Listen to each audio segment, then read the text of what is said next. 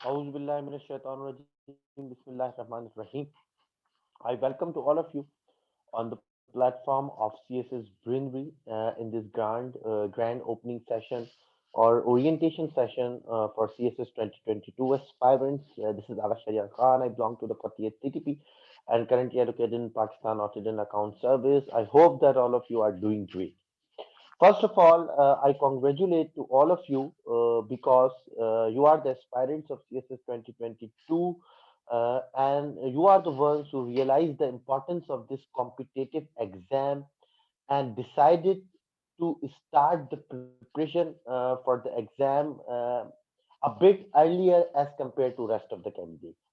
आप वो स्टूडेंट्स हैं और दैट इज व्हाई मैंने आप लोगों को कॉन्ग्रेचुलेट भी किया कि जिन्होंने इस कॉम्पिटिटिव एग्जाम की सिग्निफिकेंस को इम्पोर्टेंस को लेवल ऑफ डिफिकल्टी को पहचानते हुए ये डिसाइड किया कि इसकी प्रिपरेशन आप इन जनवरी स्टार्ट करेंगे a bit earlier from the rest of the candidate unfortunately हमारे यहाँ खासतौर पे सिंध में एक रिवाज है कि बच्चे अगस्त सितंबर और अक्टूबर में जाकर जो है वो जाग रहे होते हैं और फिर उन लोगों को जो है वो सीएसएस प्रिपरेशन का ख्याल आता है ये मैं बात इसलिए कॉन्फिडेंस से कह सकता हूं क्योंकि हमने सीएसएस ब्रेनरी के तकरीबन 2 सेशंस कंप्लीट कर चुके हैं और आप यकीन मानिए we are sitting in January 2021 and still the aspirants for CSS 2021 are asking for me video lectures, notes and different sort of things.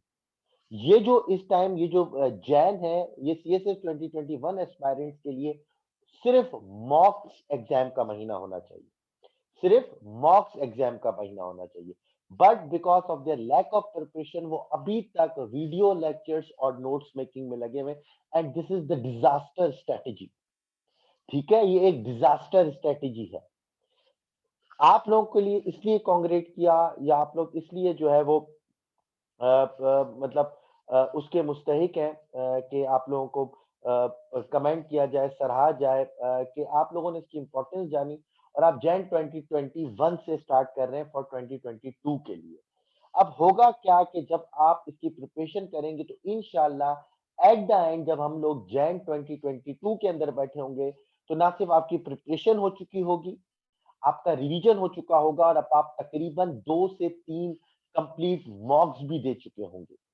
याद रखना सीएसएस के एग्जाम में सबसे इंपॉर्टेंट चीज होती है confidence on your own preparation exam कैसा आ रहा है डिफिकल्टी लेवल क्या होगा चेकर में कितने नंबर देगा ये बात की बात है जब तक हमें अपनी प्रिपरेशन के ऊपर कॉन्फिडेंस नहीं होगा जब तक हम इस बात पे श्योर नहीं होंगे कि we will gonna make it and इंशाल्लाह वी क्वालिफाई द एग्जाम तब तक हमें कोई और दूसरा पास नहीं करवा सकता अभी भी मैं ये मैसेजेस मेरे पास आ रहे होते हैं कि सर हमें ये एग्जाम 2021 के लिए दें या नहीं दें तो ये वो प्रिपरेशन है कि आप अपनी ही प्रिपरेशन के ऊपर जो है वो क्वेश्चन मार्क लगा रहे हैं तो दूसरा आपको कभी भी पास नहीं कर सकता keeping in view this all things I have decided कि मैं जो हूँ 2022 के एस्पायरेंट्स का सेशन जो है सीएसएस ब्रेनरी के प्लेटफॉर्म पे वो हम जनवरी से स्टार्ट करें although in the start we decided to start that we would start a new session in the month of March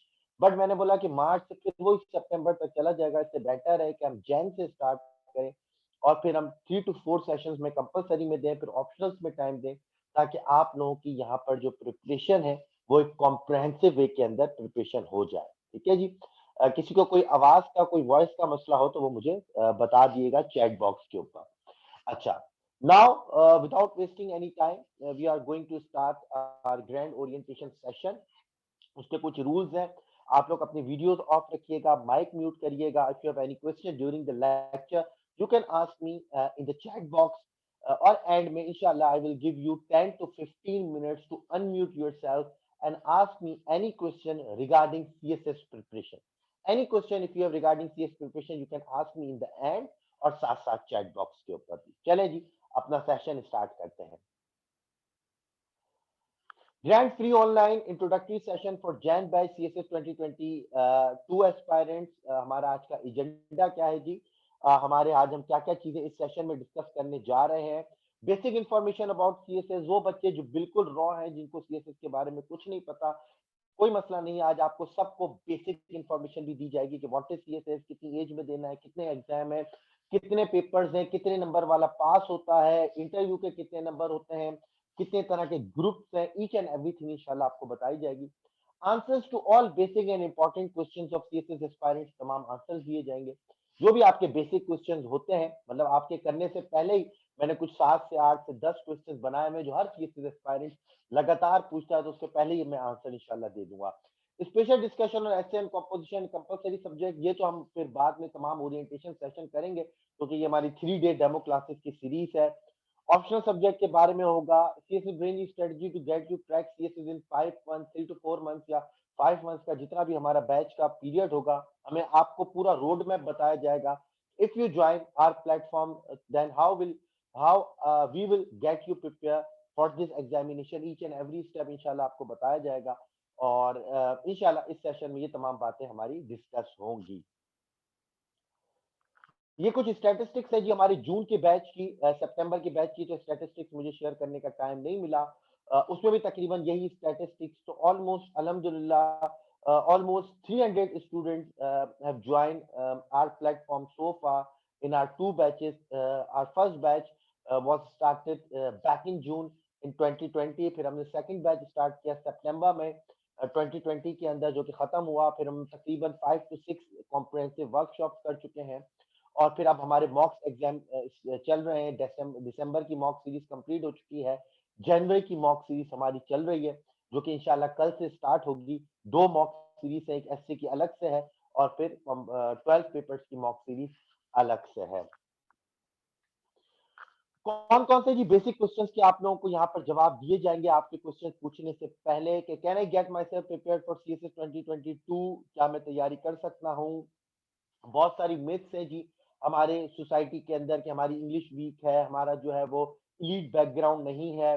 ठीक है, हमारा इलीट बैकग्राउंड नहीं है, मैं क्या फुल जॉब के साथ साथ जो है वो जॉब कर सकता हूँ या कर सकती हूँ, मल्टीपल प्रेशर्स हैं हमारे ऊपर।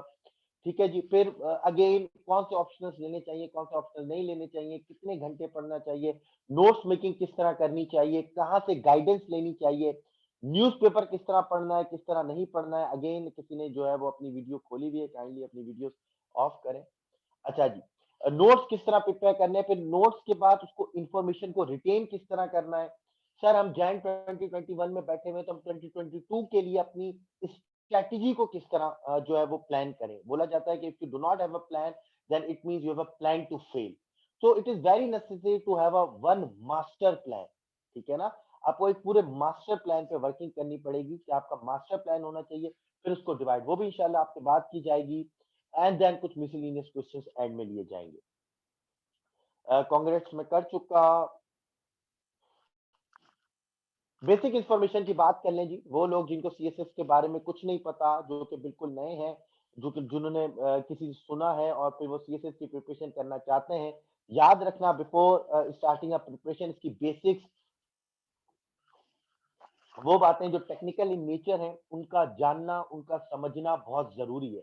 काफी दफा मैंने ये भी देखा है, स्टूडेंट्स स्टार्ट कर देते हैं preparation, in a middle of the preparation they certainly know that कि भाई ये जो हमने ग्रुप सिलेक्ट किया था, इसके अंदर तो एक सब्जेक्ट सिलेक्ट कर सकते थे, हमने 2 की प्रिपरेशन शुरू कर ली, फिर वो जो उनकी एक सब्जेक्ट की प्रिपरेशन है वो जाया चली जाती है। दैट इज वाई अब हमारे पास जनवरी के अंदर हम बैठे हुए, हमें कोई चीज जल्दबाजी नहीं करनी, हमें आराम आराम से ईच एंड एवरीथिंग को डिटेल में, इन डेप्थ में पढ़ना है, सुकून से टेक्निकलिटीज को समझना है, और हर चीज तहम्मुल के साथ करनी है, कोई जल्दबाजी नहीं है। We have ample amount of time. चलें जी, एज लिमिट कितनी है जी, सबसे पहले बात कर लेते हैं। सीएसएस सेंटर सुपीरियर सर्विसेज का ये एग्जाम है, साल में एक दफा होता है। फेडरल पब्लिक सर्विस कमीशन ये एग्जाम लेती है। ठीक है, सीएसएस का paper federal public service commission exam लेती है, साल में एक दफा होता है। किस लिए होता है जी, 12 ऑक्यूपेशनल ग्रुप्स हैं, जो कि पाकिस्तान की जो है वो सेंटर सुपीरियर सर्विसेज भी कहलाती हैं। इसके अलावा APUG all Pakistan unified group services भी कहलाती हैं, डिफरेंट नॉमेनक्लेचर्स हैं। वो 12 ग्रुप्स कौन से हैं जिसमें आपकी डायरेक्ट रिक्रूटमेंट होती है BS17 के अंदर। किसमें रिक्रूटमेंट होती है? BS17 में। अब याद रखना, अब आप लोग बोलेंगे सर काफी दूसरे भी हमारे लोग हैं जो 17 ग्रेड में हैं, फिर हम सीएसएस का इतना मुश्किल एग्जाम देके 17 ग्रेड में क्यों जा रहे हैं? याद रखना, there is a difference between cadre officer and non cadre officer. CSS से जो जाते हैं वो कैडर ऑफिसर कहलाते हैं। जो सी नॉन सीएसएस ऑफिसर होते हैं वो नॉन कैडर ऑफिसर कहलाते हैं। वो अगर 17 ग्रेड में रिक्रूट हो रहे हैं तो वो 10, 12, 15 साल बाद उसी ग्रेड में रहते हैं। उनकी प्रोपोर्शन बहुत ज्यादा स्लो होती है। आप अगर सीएसएस के थ्रू डिपार्टमेंट्स में जा रहे हैं, आईआरएस में जा रहे हैं या ऑडिट अकाउंट्स में जा रहे हैं या पुलिस में जा रहे हैं या पाकिस्तान एडमिनिस्ट्रेटिव सर्विस में जा रहे हैं, आपकी प्रमोशन बहुत ज्यादा रैपिड होती है। आप 4 इयर्स के अंदर 18 ग्रेड में होते हैं, आप 10 साल 15 12 साल के अंदर आप 19 ग्रेड में होते हैं। So there is a difference between cadre officer and non cadre officer. अक्सर एस्पायरेंट्स को लोग मिस कंफ्यूज कर देते हैं कि तुम इतनी मेहनत क्यों कर रहे हो, 17 ग्रेड की नौकरी तो तुम्हें वैसे ही मिल जाएगी। तो there is a difference between cadre and non cadre officer. अच्छा जी, पहली बात, कितने ग्रुप्स है जी सीएसएस के अंदर जिसके अंदर आपको एलोकेशन होती है? 12 ग्रुप्स है जिसके अंदर एलोकेशन होती है, starting from Pakistan administrative service, police service of Pakistan, foreign service of Pakistan, Pakistan custom service, inland revenue service, Pakistan audit and account service. उसके अलावा जी हमारे पास military and cantonment service, official office management group. उसके अलावा जी हमारे पास होता है CTG, commerce and trade group, railways and communication and postal group. ये कोई 12 ग्रुप है जिनके ऊपर depending on your merit, depending on the marks you will get in your written exam as well as in your interview, उसके ऊपर जो आपका merit बनेगा और आपकी प्रेफरेंस लिस्ट होगी, उसके हिसाब से आपको ग्रुप एलोकेट किया जाएगा। आपके ऑप्शनल सब्जेक्ट्स क्या हैं, इसके ऊपर ग्रुप डिपेंड नहीं करता। Again, I'm repeating myself. No matter which optionals you will choose for your competitive written exam, ये आपके ग्रुप एलोकेशन के ऊपर इम्पैक्ट नहीं डालेगा, आपका रिटर्न स्कोर और इंटरव्यू का स्कोर डालेगा। दूसरी बात हो गई।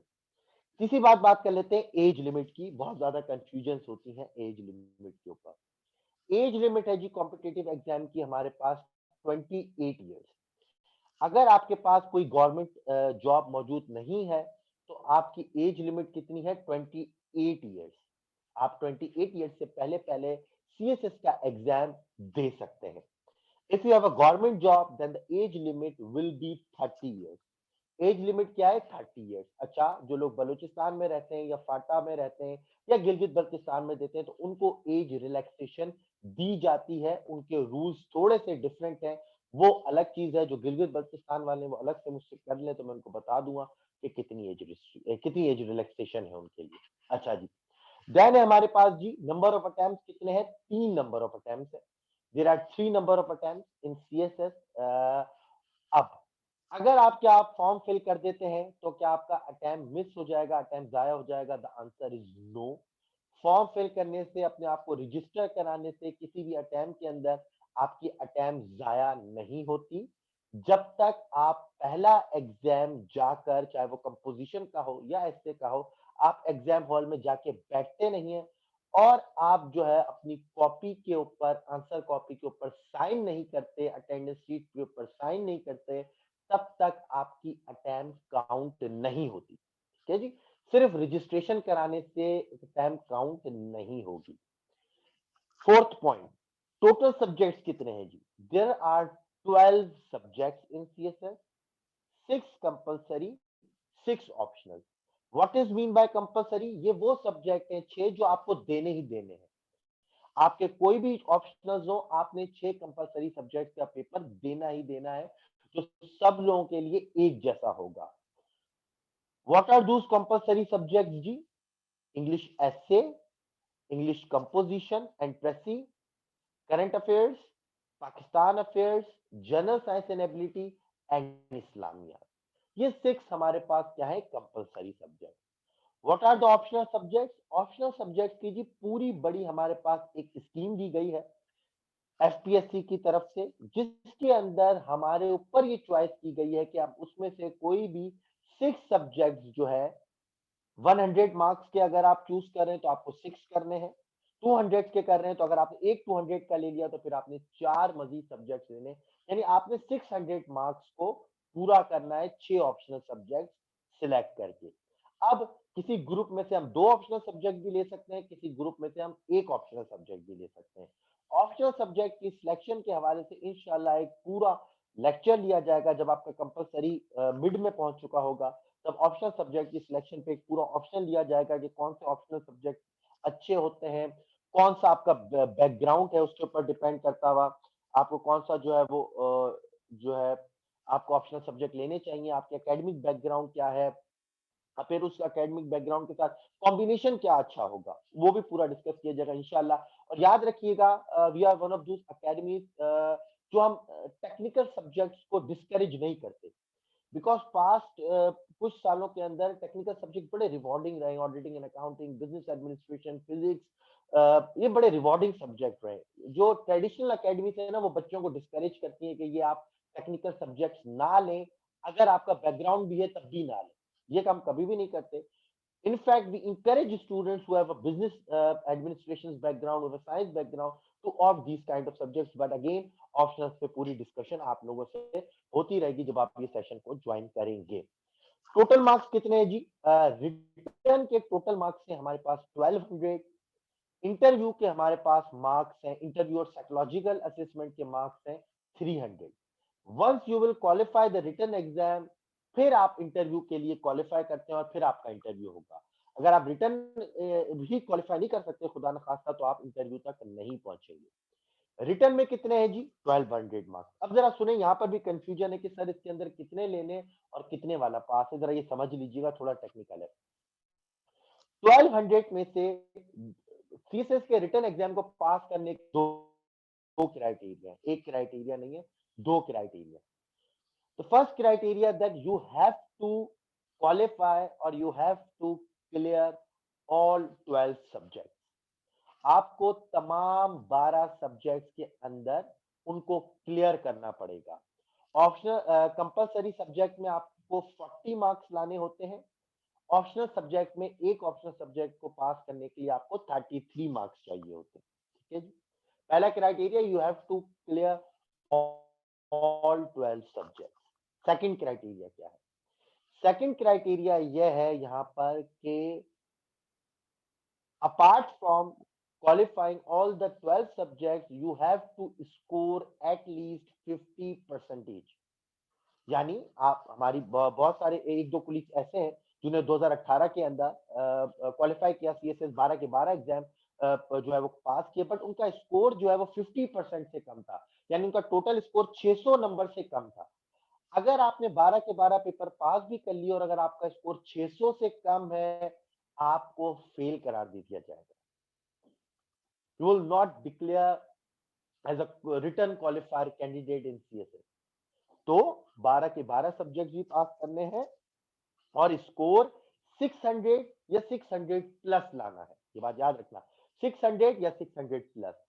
तीसरा point and the most important point particularly for the candidates of Punjab as well as KP, तीसरा पॉइंट यह है कि सिंध के जो कैंडिडेट्स हैं वो जैसे ही रिटर्न क्वालिफाई करते हैं या बलूचिस्तान के जो कैंडिडेट्स हैं उनकी एलोकेशन जी तकरीबन कंफर्म हो जाती है। अगर वो इंटरव्यू में अच्छा परफॉर्म करते भी है नहीं भी करते, उनकी एलोकेशन कंफर्म हो जाती है, क्योंकि सिंध से और बलूचिस्तान से as compare to other provinces कम स्टूडेंट पास होते हैं, सीट ज्यादा होती हैं, तो सबकी एलोकेशन तकरीबन हो जाती है। But as far as Punjab and KP is concern, वहां पे number of the candidates written के अंदर ज्यादा होते हैं, सीट्स कम होती हैं। तो कहने का मकसद यह है कि आपने अगर if you are a candidate from Punjab, तो आपने जो अपना रिटर्न का स्कोर अपने जहन में रखना है वो मिनिमम 700 रखना है। अगर आप पंजाब या केपी से बिलोंग करते हैं तो आपने मिनिमम अपने जहन में पासिंग 600 नहीं रखना, आपने 700 रखना है। Because there are many candidates from Punjab who despite qualifying written exam, despite qualifying interview exam, unfortunately do not get allocation, unfortunately fail to get allocation। वो एलोकेट नहीं हो पाते क्योंकि सीट्स खत्म हो जाती हैं, उनका स्कोर कम होता है। तो पंजाब और केपी वालों के लिए जो मिनिमम स्कोर है जो आपने जहन में रखना है in order to get allocation in any group वो है 700। सिंध 600 610 के ऊपर भी आपकी एलोकेशन पक्की है, आप कहीं नहीं जाएंगे इंशाल्लाह। बट अगेन अच्छा स्कोर आए तो ज्यादा अच्छी बात है, ये चीज क्लियर है। अच्छा, आखिरी पॉइंट इस टेक्निकल डिस्कशन के अंदर मैं ये करना चाहूंगा और फिर मैं इंशाल्लाह आगे बढ़ूंगा यहाँ से, कि आपने हर पेपर इंडिविजुअली पास करना है। यानी अगर आपने इंग्लिश एस्से की बात करें तो आपने 40 प्लस स्कोर करना है या 40 पर पास होगा। कंपोजिशन की बात करें अगेन 40 लाने हैं। आपने जो है वो इस्लामिया की बात करें विच इज वेरी इंपॉर्टेंट, जो है वो पेपर है, जब हम इस्लामिया की ओरिएंटेशन करेंगे मैं आपको बताऊंगा अभी। 40 आपने स्कोर करना है या 40 प्लस स्कोर करना है आपका English. But current affairs, Pakistan affairs और जनरल साइंस एबिलिटी में आपने उसको, ये एफपीएससी ने एक आपको लेवरेज दी है, ये एक आसानी पैदा की है कि करंट अफेयर्स, पाकिस्तान अफेयर्स और जनरल साइंस एंड एबिलिटी को आपने इंडिविजुअली पास नहीं करना। यानी अगर आपके करंट अफेयर्स में 10 नंबर भी आ जाते हैं, 15 नंबर भी आ जाते हैं तो कोई मसला नहीं है। एफपीएससी ने ये कहा है कि करंट अफेयर्स, पाकिस्तान अफेयर्स और जनरल साइंस एबिलिटी में तीनों को मिला के जो एग्रीगेट स्कोर होना चाहिए वो 120 होना चाहिए। आप तीनों में पास हो जाएंगे, ठीक है। यानी अगर आपके करंट अफेयर्स में 10 नंबर आ गए, पाकिस्तान अफेयर्स में करंट अफेयर 10 नंबर आ गए तो आप करंट अफेयर में फेल नहीं होंगे। अगर आपके करंट अफेयर्स, पाकिस्तान अफेयर्स और जनरल साइंस एंड एबिलिटी मिलाकर 120 मार्क्स है, ये बात याद रखिएगा। 120 मार्क्स होने चाहिए तीनों सब्जेक्ट मिला के। अगर आपके हैं तो आप इन तीनों सब्जेक्ट्स में पास करार पाएंगे, क्योंकि ये these all three subjects come under the category of general knowledge। ठीक है जी। बट अगेन कैंडिडेट्स को स्कोर करना होता है। अगर आप मेरी मानेंगे तो कम से कम अगर आप जनवरी से स्टार्ट कर रहे हैं, क्योंकि आपके पास कोई एक साल से ज्यादा का टाइम है, तो मिनिमम जो आपने अच्छा स्कोर अपने जहन में रखना है जीके के सब्जेक्ट्स में, यानी करंट अफेयर्स, पाकिस्तान अफेयर्स और जनरल साइंस एंड एबिलिटी के अंदर, वो है 200 मार्क्स। 200 मार्क्स आपने अपना टारगेट रखना और इंशाल्लाह बड़ी आसानी से 200 मार्क्स को आप अचीव कर सकते हैं, क्योंकि आपके पास टाइम भी है, आपके पास रिसोर्सेज भी हैं। Again if you are listening this lecture, आप अगर इस लेक्चर को देख रहे हैं, again you are blessed among the millions of people in Pakistan जिनके पास लैपटॉप की अपॉर्चुनिटी, इंटरनेट की अपॉर्चुनिटी मौजूद, इलेक्ट्रिसिटी की अपॉर्चुनिटी मौजूद नहीं है। तो आपके पास सब सोर्सेज अवेलेबल है, तो आप आराम से स्कोर कर सकते हैं, ठीक है जी। तो these are the technical requirements जो मैंने आपको समझाई। क्या है, कितनी चीजें, ईच एंड एवरीथिंग क्लियर कर दी। जिसको अभी भी नहीं समझ में आ रहा वो चैट पर मुझसे पूछेगा तो मैं बाकी की चीजें भी एक्सप्लेन कर दूंगा। चलते हैं जी नेक्स्ट स्लाइड्स के ऊपर। What are the prerequisites of CSS? क्या वो कंडीशंस हैं जो एक कैंडिडेट के अंदर होनी चाहिए तो वो सीएसएस कर सकता है, ठीक है। पहले बात करेंगे वो मिथ्स की, जो कि एकेडमीज के अंदर डिफरेंट मोन्टोर्स या जो सीएसएस कर जाते हैं, ऑल दो काफी कम होते हैं, बट अगेन सीएसपी का भी थोड़ा मसला है। मैं सीएसपी, बट मैं फिर भी बोल रहा हूँ कि कुछ लोग करने के बाद बड़ा एक नेगेटिव चीज को प्रमोट करते हैं, जिसकी वजह से कैंडिडेट डिस्करेज हो जाते हैं। उन चीजों को भी डिस्कस करेंगे, फिर रियलिटी या ट्रुथ की बात करेंगे विद प्रूफ कि क्या चीजें कैंडिडेट के अंदर होती हैं तो वो सीएसएस कर जाता है, ठीक है जी। अगेन कुछ मिथ्स क्या है जो हमारे पास है, जो मार्केट में मौजूद है या जिसकी वजह से लोग डिस्करेज होते हैं, यहाँ पे मैंने लिखा हुआ है। Few myths are education from elite school, best written expression, fluent English language, book reading, in-depth knowledge about current affairs and history। बोला जाता है कि जी अगर तुम सीएसएस कर रहे हो तो तुम्हारी अंग्रेजी बहुत ज्यादा अच्छी होनी चाहिए, तुम बहुत ज्यादा अच्छे बोलने वाले होने चाहिए, बहुत अच्छी तुम्हारी रिटर्न एक्सप्रेशन होनी चाहिए, आपकी एजुकेशन कोई इलीट स्कूल्स की होनी चाहिए, आपने ओ ए लेवल्स किया होना चाहिए या कोई बड़ी यूनिवर्सिटी से डिग्री हो, ओके। आपने कोई बुक रीडिंग बचपन से होनी चाहिए आपकी, आपने कोई 10 15 20 बुक्स पढ़ी हुई हो, आपको दुनिया का पता होना चाहिए क्या हो रहा है पाकिस्तान में, क्या हो रहा है इंटरनेशनल लेवल के ऊपर क्या हो रहा है, ये बोलते हैं। पर ये तमाम बातें गलत है, ऐसी कोई बात नहीं है, ठीक है। If you do not have a education from elite background, कोई मसला नहीं है। मेरी एजुकेशन कोई elite से नहीं थी, मैंने गवर्नमेंट स्कूल से ही पढ़ा, गवर्नमेंट कॉलेज से पढ़ा, अगेन गवर्नमेंट यूनिवर्सिटी से पढ़ा। तीनों चीजें मेरी गवर्नमेंट सेक्टर से थी। I am sitting in front of you, there are many friends of mine हुआ अगेन सीएसपी, जिनके गवर्नमेंट स्कूल, गवर्नमेंट कॉलेज और गवर्नमेंट यूनिवर्सिटी से है, वो भी सीएसपी है, ठीक है। तो ये बिल्कुल मिथ है कि आपका अगर elite बैकग्राउंड नहीं है तो आप नहीं कर सकते। Yes, you have to work hard from the candidates who have good education background। अगर आपका एजुकेशनल बैकग्राउंड अच्छा है तो आपको एज है, इसमें कोई डाउट नहीं है।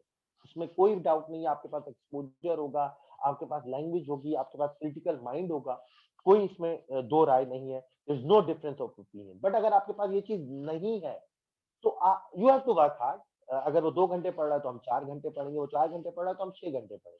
ठीक है ना? तो इस तरह हम अपना जो गैप है उसको हम श्रिंक करेंगे। तो कोई मसला नहीं है, हम जो है अपनी मेहनत से वर्क हार्ड करके हम इसको पूरा कर देंगे जो भी गैप है। फिर जी बेस्ट रिटन एक्सप्रेशन और फ्लुएंट इंग्लिश लैंग्वेज होनी चाहिए। The answer is no. These are the skills which we can develop in our preparation phase. भैया हमारी जो प्रिपरेशन फेज है वो है इसी के ऊपर। 12 के 12 एग्जाम इंग्लिश के अंदर है, तो हमारी इंग्लिश रिटन एक्सप्रेशन को हमें अच्छा करना है। जिसकी पहले से अच्छी अगेन उसके पास जो है वो एक प्लस पॉइंट है। वो शायद 4 महीने के अंदर भी सीएसएस की प्रिपरेशन करे तो उसकी प्रिपरेशन हो जाएगी, बिकॉज ही और she has a language written expression, उसके पास रिटन एक्सप्रेशन। अब अगर हमारे पास रिटन एक्सप्रेशन नहीं है, हमें अंग्रेजी लिखना नहीं आता, हमारी ग्रामर अच्छी नहीं है, हमारी लैंग्वेज अच्छी नहीं है, again we have to put efforts. हमें टाइम चाहिए। अगर आप मेरी बात करें, मेरे को इतनी अच्छी लैंग्वेज नहीं थी, तो मैंने उन कैंडिडेट से ज्यादा मेहनत की, मैंने रिटन एक्सप्रेशन में बहुत टाइम लगाया, मैंने लिखा उनसे ज्यादा। ठीक है ना? क्योंकि आपको ये बात याद रखना है कि आपका कंपटीशन किसके साथ है। आपका competition best of the best के साथ है। ठीक है ना? You are majority of you, मुझे यकीन है कि वो भी एक एवरेज कैंडिडेट होंगे जैसे मैं था। ठीक है ना? तो आपने ये देखना है आपका कंपटीशन किस तरह से है। ये चीज प्री रेक्विजिट्स नहीं है, ये चीज आप डेवलप कर सकते हैं। आपको सिर्फ उससे ज्यादा मेहनत करके स्मार्ट वे में वर्क हार्ड करके काम करना है। अगेन ये वो टर्मिनोलॉजीज हैं जो हर कोई यूज करता है, स्मार्ट वर्क, हार्ड वर्क, और मैं यूज कर रहा हूँ अगेन। बट इसका सिंपल मकसद ये है कि आपने टाइम ज्यादा पुट करना है। फिर बुक रीडिंग करनी है इन डेप्थ के अंदर, आंसर इज नो। कोई बुक रीडिंग आपने नहीं करनी। अगर आपकी बुक रीडिंग अच्छी है तो अगेन प्लस पॉइंट, बट आपने कोई इतनी बुक रीडिंग नहीं करनी। आपने रेलिवेंट बुक्स पढ़नी है, रेलिवेंट बुक्स के अंदर भी रेलिवेंट चैप्टर्स पढ़ने। ठीक है ना? और फिर आजकल तो इंटरनेट है, आपने उसको ज्यादा यूटिलाइज करना है। जरूरी नहीं है कि आप जो है वो सोशियोलॉजी के अंदर जो रिकमेंडेड बुक है down to earth sociology by James Hanson वो आप पूरी पढ़ें, जरूरी नहीं। और पूरी पढ़ने के बाद भी कुछ ऐसे सवाल होंगे जो आपको नहीं आएंगे। इससे बेहतर है कि आप उसके अंदर जो स्पेसिफिक टॉपिक है वो पढ़ें, और फिर पास्ट पेपर्स को देखें, और उसके बाद जो नॉलेज है वो इंटरनेट पे जाए, रिसर्च पेपर्स को पढ़ें। अब रिसर्च पेपर्स किस तरह सर्च करने हैं वो भी मैं आपको बताऊंगा। अब रिसर्च पेपर्स को पढ़ें, वहां पे आपकी नॉलेज आ जाएगी। इस्लामियात है, इस्लामियात में मैं आपको एक बुक रिकमेंड कर दूंगा, वो आप देखें, उसमें से रेफरेंसेस निकालें, और फिर इंटरनेट पे जाके रिसर्च पेपर्स पढ़ें ताकि आप कनेक्ट कर पाए। वो चीज वहां डिफरेंशिएट क्रिएट करेगी। क्योंकि बुक्स तो मार्केट में मौजूद है, आप भी वही पढ़ रहे हैं, मैं भी वही पढ़ रहा हूँ, फिर डिफरेंशिएट किस तरह क्रिएट होगा? ठीक है? तो कोई जरूरत नहीं है। अच्छा, फिर करंट अफेयर्स और हिस्ट्री के बारे में पता होना चाहिए, जरूरी नहीं है। आप जो है ग्रेजुअली ये चीज डेवलप कर सकते हैं।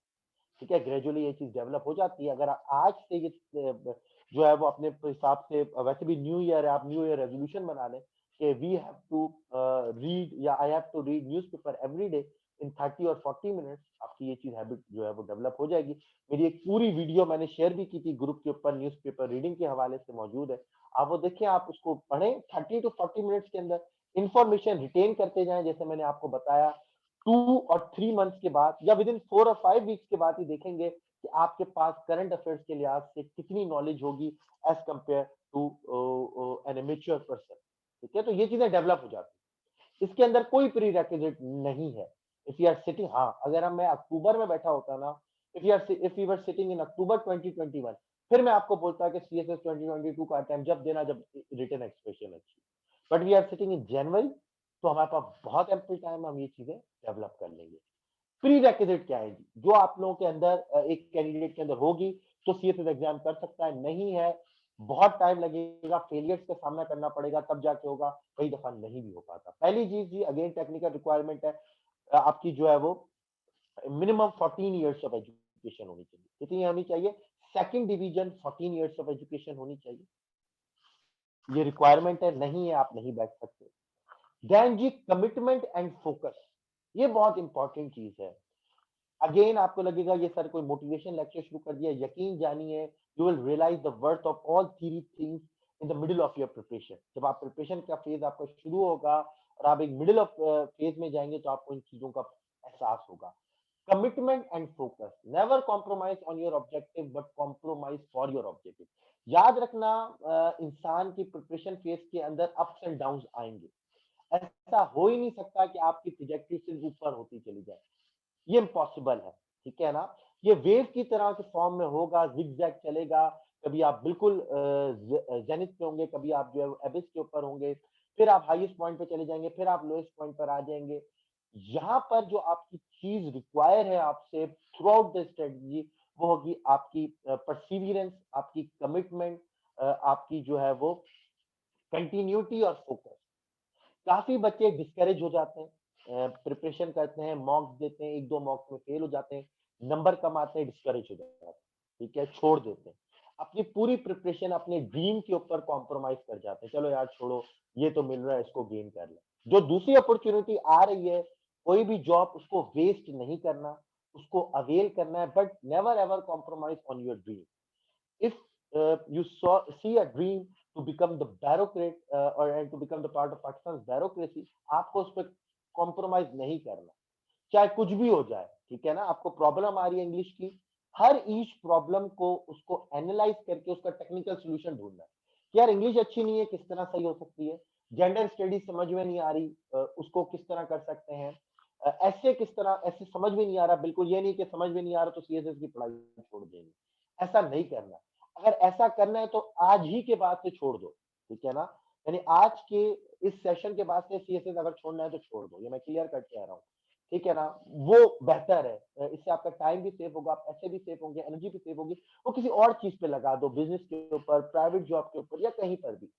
अगर आज से ये फैसला कर लिया सुकून से, वो जिना ने कहा था ना कि think 100 time before you take the decision, but once the decision have been taken, stand by. फिर उसके बाद स्टैंड करना है और जो भी कोई डिफिकल्टी आए उसको सोच समझ के उसको सॉल्व करना है, गिव अप नहीं करना। ये मैं कह रहा हूँ क्योंकि it's a game of nerves, in the and CS is all about the game of nerves. आप खुद रियलाइज करेंगे आखिर के अंदर जाकर, बहुत टफ होता है, आखिर में 2-2 एग्जाम देते हैं बच्चे, जो है वो बेचारे थक जाते हैं, टूट जाते हैं, बोलते हैं सर हम जो है पैनिक हो जाते हैं। बट अगेन स्टार्ट में ये कह रहा हूँ कि आपने कमिटमेंट शो करनी है। सेकंड इज द की पार्ट। अगर आप मुझसे पूछेंगे सबसे इंपॉर्टेंट चीज क्या है प्री रिक्विजिट ऑफ सीएसएस के अंदर, वो है राइट गाइडेंस। यकीन माने right guidance is the key to unlock CSS. मेरे पास कोई 10, 15, 20 केस स्टडीज ऐसे हैं जिन्होंने सीएसपीज हैं जिन्होंने सेकंड अटेम्प्ट, थर्ड अटेम्प्ट में क्वालिफाई किया। और अगर आप उनसे जाके बैठे, उनसे बात करें, उनके ऑफिस में या कहीं पर भी किसी भी इवेंट में, तो वो कहेंगे कि वो जो उनका टाइम जाया हुआ, जो पहली अटेम्प्ट या दूसरी अटेम्प्ट उनकी फेल हुई, was because of the unavailability of right guidance, honest guidance। या तो उनको गलत गाइडेंस मिली या गाइडेंस मिली ही नहीं, क्योंकि उनके पास गाइडेंस मौजूद थी ही नहीं। It is all about guidance, ठीक है? अगर आप वो सीएसपी को देखें जिन्होंने पहली अटेम्प्ट में बड़ी अच्छी पोजीशंस ली, उनसे जाके पूछेंगे तो उनका पहला पॉइंट होगा कि यार हमें गाइडेंस बड़ी अच्छी मिली, हमारे दोस्त अच्छे थे, सीएसपी थे, उन्होंने हमें गाइड किया, हमारे मेंटोर्स ने हमें बड़ा अच्छा गाइड किया, ठीक है? क्योंकि याद रखना, एक दफा स्टीव जॉब से पूछा था किसी ने कि आपके लिए सबसे इंपॉर्टेंट क्या है, तो स्टीव जॉब सेड कि what not to do is as important as what to do.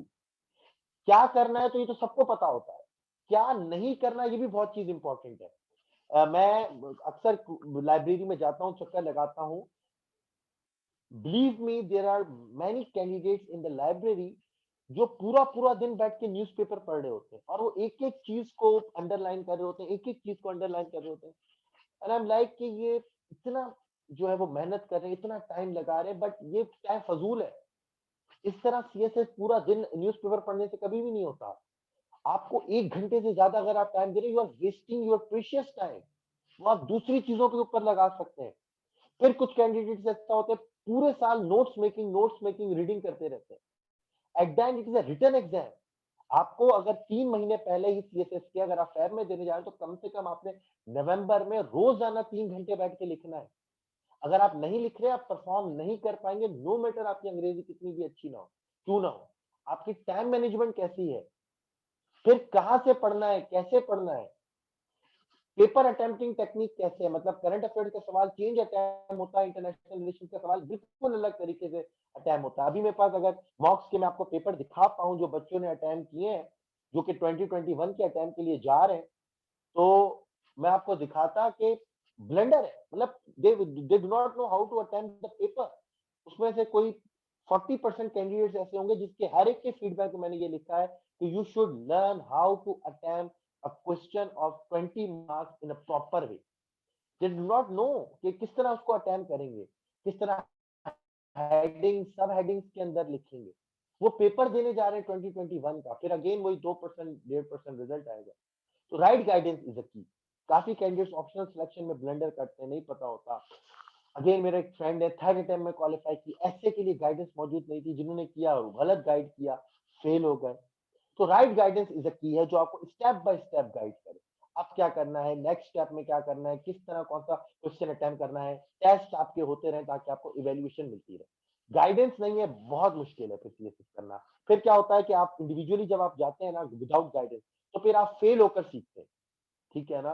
फिर आप फेल होकर सीखते हैं कि यार अच्छा ये यहाँ पर था, वो टाइम आपने सेव करना है। गाइडेंस अगर आपके पास है तो फिर चीज हो जाएगी। And third most important thing is comprehensive strategy. एक दफा गाइडेंस आ गई, फिर पूरा गेम जो है वो स्ट्रेटेजी का है, फिर पूरा गेम जो है वो प्लानिंग का है, फिर पूरा गेम मास्टर प्लान का है। ठीक है कि फिर आपके पास आपके पास गाइडेंस है, आपको पता है क्या करना है, कैसे करना है, फिर आपने उसको स्केड्यूल करना है, फिर कॉम्प्रिहेंसिव स्ट्रेटेजी बनानी है, ऑब्जेक्टिव बनाने हैं आपने।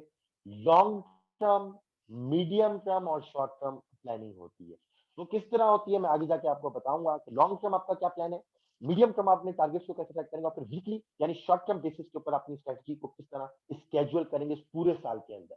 ठीक है ना। मैं तो अपनी दीवार के ऊपर वो स्टिकी नोट्स, स्टिकर नोट्स या फिर पेजेस पूरे काट के उसके ऊपर स्ट्रेटजी बना के चिपका भी देता हूँ ताकि वो मुझे नजर आती है। ठीक है ना। तो इस तरह आप लोग भी कर सकते हैं, और फिर वो स्ट्रेटजी को फॉलो करना है नो मैटर व्हाट हैपेंस। हाँ 19-20 हो सकता है बट वो स्ट्रेटजी आपने फॉलो करनी है। अगर स्ट्रेटजी नहीं है, आज जैन के अंदर बैठे हैं ये सोच रहे हैं कि भाई मैं फेब 2022 के अंदर एग्जाम दूंगा या दूंगी, अभी जी 13 महीने हैं, हो जाएगा, कर लेंगे, वो कभी भी नहीं होगा और वो आप कभी भी नहीं कर पाएंगे। तो you have to schedule your plan कि 12 सब्जेक्ट हैं, किस तरह ब्रेकअप करना है, किस तरह क्या चीज फॉलो करें, देन इंशाल्लाह आपका हो जाएगा और फिर आपकी मदद की जाएगी। So these are the prerequisites: commitment, right guidance, and comprehensive strategy as far as English, book reading, fluent language, current affairs, Pakistan affairs concerned. You can develop these skills during your preparation. ये हो जाएंगी, but ये अगर चीज नहीं है commitment, right guidance, then it is difficult कि आपका क्वालिफाई का मसला हो सकता है। अब सवाल ये पैदा होता है कि सर आपने गाइडेंस के ऊपर इतना जोर दिया। एक मिनट जी, सिर्फ एक मिनट दीजिएगा मुझे।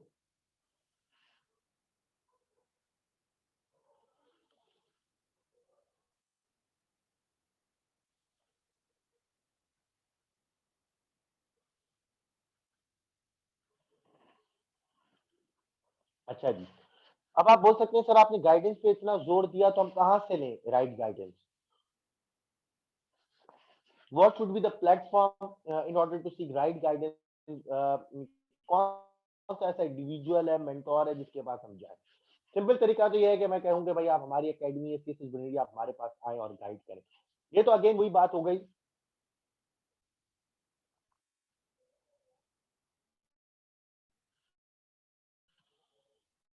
एक मिनट।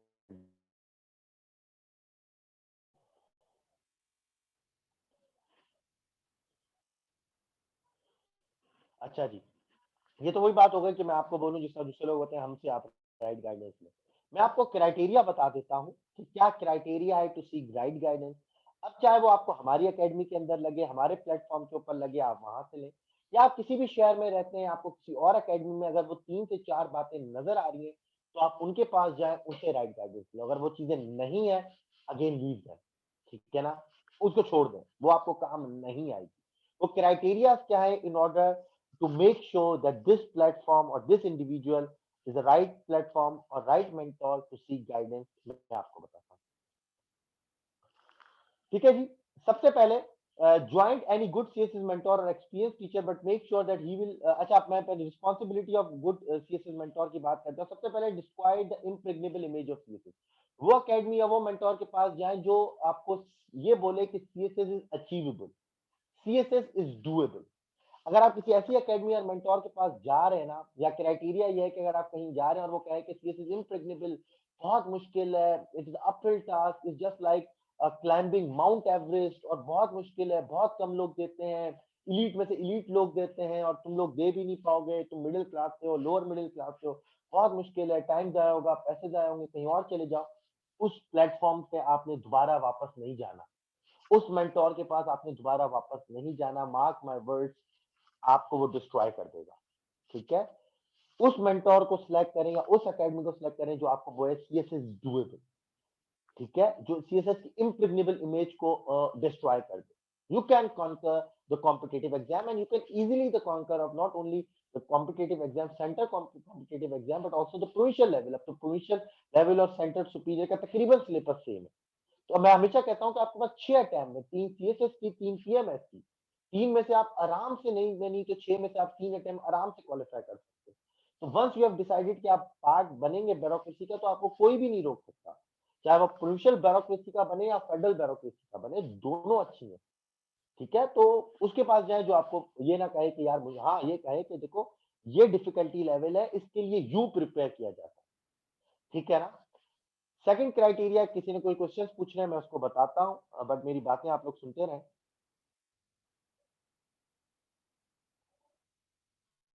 ठीक है, मैं आपको बताता हूं, मिराज पूछ रहे हैं। दूसरा क्राइटेरिया बहुत इंपॉर्टेंट है, मिराज की मैं बात करने जा रहा हूं, उनकी इन्हीं के क्वेश्चन से। Help you in your optional subject selection. याद रखना 2016 के बाद से एक पैराडाइम शिफ्ट आया है। ठीक है, अब वो पैराडाइम शिफ्ट क्या आया है कि अब जो है वो ऑप्शनल के ऊपर बड़ा मुकाबला है। पहले ऑप्शनल में कभी भी कोई फेल नहीं होता था, बट 2016 से फेल होना शुरू हुआ। टाउन प्लानिंग में लोग फेल हुए, यूएस हिस्ट्री में लोग फेल हुए, इंटरनेशनल लॉ में हुए, सोशियोलॉजी के अंदर हुए, इन्वायरमेंटल साइंसेस के अंदर लोग फेल हुए। ठीक है ना, जेंडर में हुए। तो ऑप्शनल सिलेक्शन याद रखना इज मेक और ब्रेक है। मेरा पूरा लेक्चर अलग से भी होगा आप लोगों के साथ ऑप्शनल सब्जेक्ट सिलेक्शन का, जब हम कंपलसरी लेंगे। But again join that academy which help you in selecting optional subject, but उसके अंदर वो ऑनेस्ट आपको जो है वो गाइड करे, ये बहुत जरूरी है। अक्सर अकेडमीज और टीचर्स वो सब्जेक्ट के लिए गाइड करते हैं जो उनके पास होते हैं। यानी अगर उनके पास ऑडिटिंग एंड अकाउंटिंग का टीचर नहीं है, एक बच्चे का पूरा बिजनेस बैकग्राउंड है, वो उसको बोलेंगे ऑडिटिंग एंड अकाउंटिंग नहीं लो, आईआर ले लो। वो उसको बोलेंगे ऑडिटिंग अकाउंटिंग नहीं लो, पॉलिटिकल साइंस ले लो। भाई क्यों ले लो? उसने 4 साल की डिग्री ली है, auditing and accounting is a scoring subject. He और शी कैन स्कोर 20 और 30 मार्क्स मोर, अगर वो आईआर या पॉलिटिकल साइंस सिलेक्ट करे, उससे ज्यादा कर सकते हैं, तो वो क्यों ले ले? आपके पास सिर्फ टीचर नहीं है तो आप उसको गलत गाइड कर रहे हैं। ठीक है ना, आप उसको जो है वो ऑनेस्ट गाइडेंस नहीं दे, आप उसको बोले भाई हमारे पास टीचर नहीं है, आप कहीं और से जाके ये सब्जेक्ट प्रिपेयर करें। Same is the case with physics and chemistry. If a person is solid background in physics, उसको फिजिक्स लेनी चाहिए। अब आपके पास नहीं है वो टीचर, आप बोल रहे हैं मत लो। ठीक है ना, mercantile law is a very good subject, economics is a good subject, computer science is a good subject. But बच्चे आजकल कम क्यों ले रहे हैं? क्योंकि वो टीचरों के वो ही नहीं है। मैं एकेडमीज के पास टीचर्स मौजूद नहीं है, उन्होंने आईआर और पॉलिटिकल साइंस के टीचर इसलिए ज्यादा रखे हुए क्योंकि वो मेजोरिटी का बैकग्राउंड नहीं होता, तो कहते हैं कैंडिडेट्स कम है, बाकी को डिस्करेज कर देते हैं। अगेन ऑप्शनल सिलेक्शन में आपकी मदद करें। तीसरा, give you long term, medium term और शॉर्ट टर्म स्केड्यूल। आपको ये तमाम तीनों स्केड्यूल्स बना के दे कि भाई इस तरह प्रिपेयर करनी चाहिए। Provide you comprehensive lectures on subject जो help you in subject preparation. हमारे अनफॉर्चुनेटली सिंध के अंदर ये ट्रेंड है कि यहाँ पर हेयर एंड डियर तरीके से पढ़ाया जाता है। बस ठीक है, सीएसएस की तैयारी चल रही है, एक टीचर आया उसने करंट अफेयर्स का एक टॉपिक पढ़ाया, इंडो पाकिस्तान रिलेशन। दूसरा टीचर आया उसने यूएस चाइना पढ़ा दिया। तीसरा टीचर आया उसने साउथ पैसिफिक या एशिया पैसिफिक पे लेक्चर ले लिया।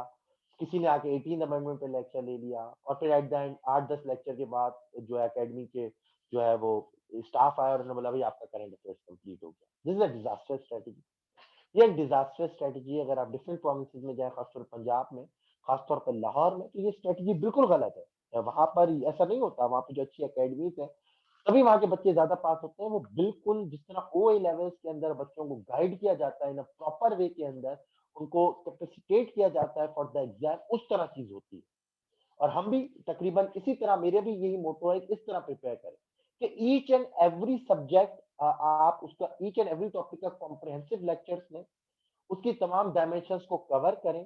ठीक है, अगर एक से ज्यादा टीचर एक सब्जेक्ट कंप्लीट करा रहे हैं तो दोनों टीचर्स के दरमियान सिंक्रोनाइजेशन होनी चाहिए कि आपने कौन से टॉपिक्स पढ़ाने और मैंने कौन से टॉपिक्स पढ़ाने, पता होना चाहिए। ठीक है, पूरा सब्जेक्ट कवर होना चाहिए। और फिर उसके बाद से फॉर एग्जाम्पल करंट अफेयर्स है, करंट अफेयर्स में फॉर एग्जाम्पल जनवरी के बाद से अगस्त में कोई इशू आ सकता है, सितंबर में कोई इशू आता है, अक्टूबर में कोई इशू आ सकता है, तो फिर आप बच्चों को वो भी इश्यूज पढ़ाएं, चाहे आप उसमें दोबारा वर्कशॉप में आप एक मिनिमम फीस उनको चार्ज कर लें, बट आप उनको कम से कम लेक्चर दें। अगर आप हमें देखें तो हमने जब ये काराबाग नगरानो काराबाग आया या फिर ये डील हुई जो ये कतर के अंदर आपकी जो है वो तालिबान यूएस की, उसके बाद से जो है हमारे पास एसएनसी आया, सिंगल नेशनल करिकुलम का इशू है, यूएस चाइना की जो है वॉर आई, कोविड हुआ, तो ये हमने शायद करंट अफेयर्स की स्टार्ट के लेक्चर में नहीं कवर कराया था, बट एट द एंड हमने उसको वर्कशॉप ली और फिर वर्कशॉप के अंदर हमने ये चीजें कवर करवाई। मतलब अगर शुरू में वो चीज इवेंट नहीं है, बाद में है, तो आपकी जिम्मेदारी है कि आप कवर कराएं। Yes, you can charge minimum amount of fees, but आपने कवर कराना। ये नहीं करना कि भाई ये खुद से कवर कर लेना, उससे वो कवर नहीं कर सकता। आप उसको कम से कम एक पैरामीटर, एक आप उसको जो है वो स्केलेटन तो प्रोवाइड करें, आप उसको जो है एक फ्रेमवर्क तो दें। हाँ, उसके बाद उसकी मर्जी है कि वो कितना वैल्यू एडिशन करे। मैं हमेशा कहता हूं कि क्या बच्चे पूछते हैं सर आपके लेक्चर कंप्लीट होंगे, मैं कहता हूं द आंसर इज नो। ठीक है ना? Yes, you can write my lecture, my notes, आपको अच्छे नंबर मिल जाएंगे, but it's all about value addition. मेरा काम यह है कि मैं आपको समझाऊं, आपको पूरी चीज कवर करा दूं। अब आपका काम यह है कि how you can differentiate yourself from the rest of the candidate. आप उसके अंदर कितना वैल्यू एडिशन करते हैं वो आपकी जिम्मेदारी है, बट आपको पता तो है कि इशू क्या है, उसके अंदर डायमेंशंस क्या है, उसके सॉल्यूशंस क्या है, तभी जाके तो आप वैल्यू एडिशन करेंगे, वरना आपका पूरा टाइम जाया हो जाएगा। फिर provide best available notes, articles and research papers में नोट्स से ज्यादा, ऑल्दो मैं नोट्स अपने पूरे हार्ड कॉपी में प्रोवाइड करता हूँ, कोशिश करता हूँ, पर उससे ज्यादा मैं जो इंपॉर्टेंस देता हूँ आर्टिकल्स और रिसर्च पेपर्स को, जो ना सिर्फ हम मैगजीन की सूरत में देते हैं, बट साथ साथ मैं जो हूँ उसको लेक्चर की सूरत में प्रोवाइड करता हूँ। अगर यहाँ पे मैं आपको दिखाऊं भी, अगर मैं आपको यहाँ पे अपना बैच का जो सेकंड बैच है उसका मैं आपको डाटा निकाल के दिखाऊं, तो आप देखेंगे, ये देखिए, अगर मैं आपको बैच सेकंड बैच का अपना करंट अफेयर्स का निकाल के दिखाऊं, आप लोगों का जो इंशाल्लाह वो थर्ड बैच होगा,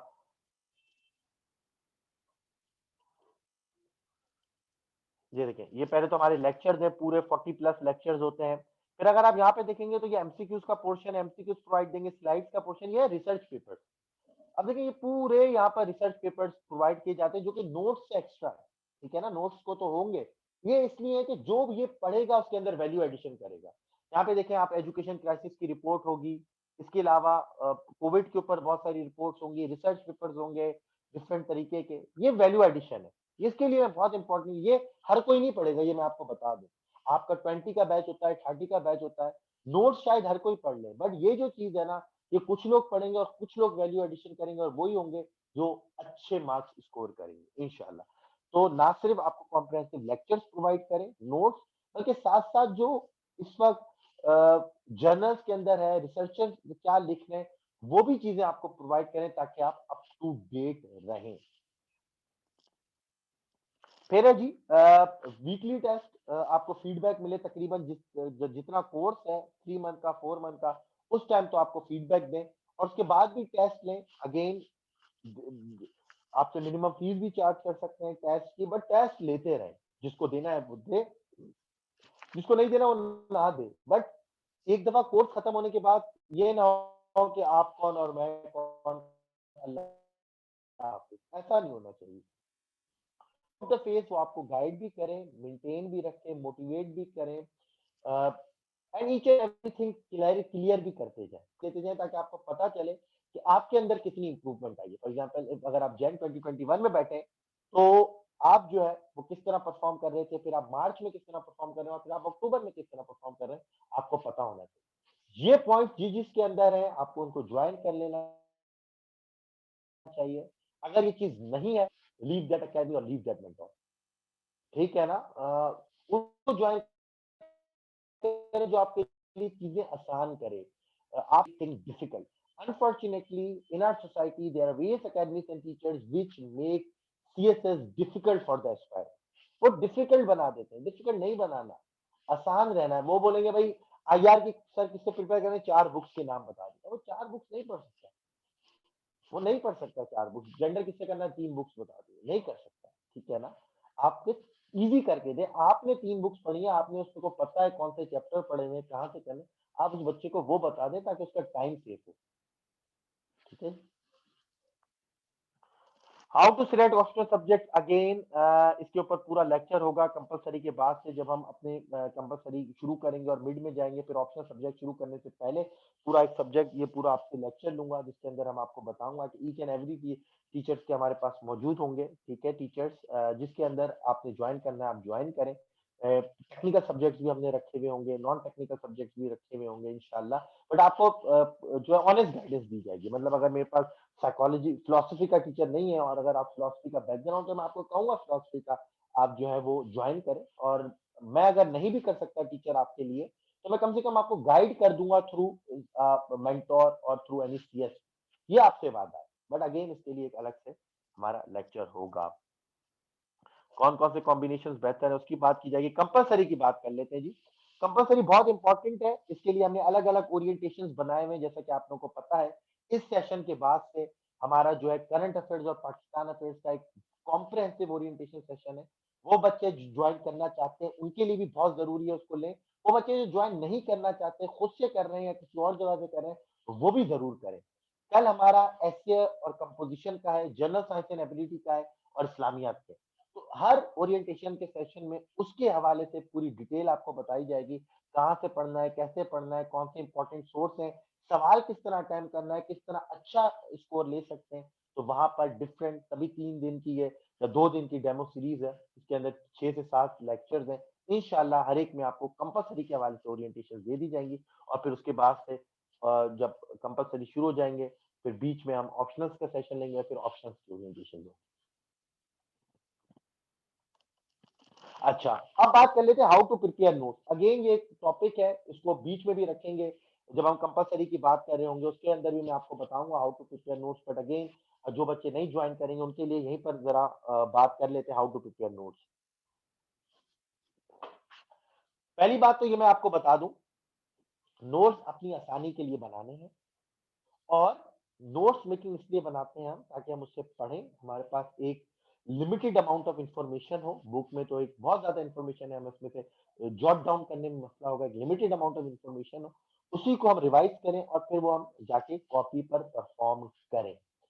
बट अगेन नोट्स मेकिंग को विद इन टाइम ड्यूरेशन के अंदर करना, ये नहीं करना कि सिर्फ और सिर्फ नोट्स मेकिंग करनी है सीएसएस के अंदर, ये नहीं करना। मैंने आपको बताया कि it is a written exam, आपकी नोट्स मेकिंग, आपकी रीडिंग, आपकी प्रिपरेशन, ये 50% ऑफ पार्ट है। बाकी 50% क्या है? बाकी 50% है आपकी राइटिंग एक्सप्रेशन, आपकी राइटिंग, आपकी टाइम मैनेजमेंट, आपकी जो है वो प्रेजेंटेशन, ठीक है, ये आप किस तरह कर रहे हैं। ये 3 चीजें 50%। Notes making yes very important, but उन चीजों के ऊपर भी आपने उतना ही टाइम लगाना है। लिखना है, प्रेजेंटेशन को बेहतर बनाते जाना है। प्रेजेंटेशन से क्या मतलब है? अगेन हर सब्जेक्ट की अपनी प्रेजेंटेशन है, उसके अंदर डिस्कस करेंगे, बट पहले नोट्स मेकिंग को डिस्कस करते हैं। 2 तरह के आपने नोट्स बनाने हैं जी, क्योंकि हम जनवरी के अंदर बैठे हुए हैं, हमारे पास बहुत ज्यादा टाइम है, तो आराम से 2 तरह के नोट्स बनाते हैं। एक कहलाते हैं कॉम्प्रहेंसिव नोट्स या डिटेल्ड नोट्स, एक कहलाते हैं शॉर्ट नोट्स, पॉइंटर नोट्स या वन पेजर नोट्स, कुछ भी आप नाम दे सकते हैं। पहले का नाम है कॉम्प्रहेंसिव और डिटेल नोट, दूसरे का नाम है शॉर्ट नोट्स या पॉइंटर नोट्स या वन पेजर नोट्स।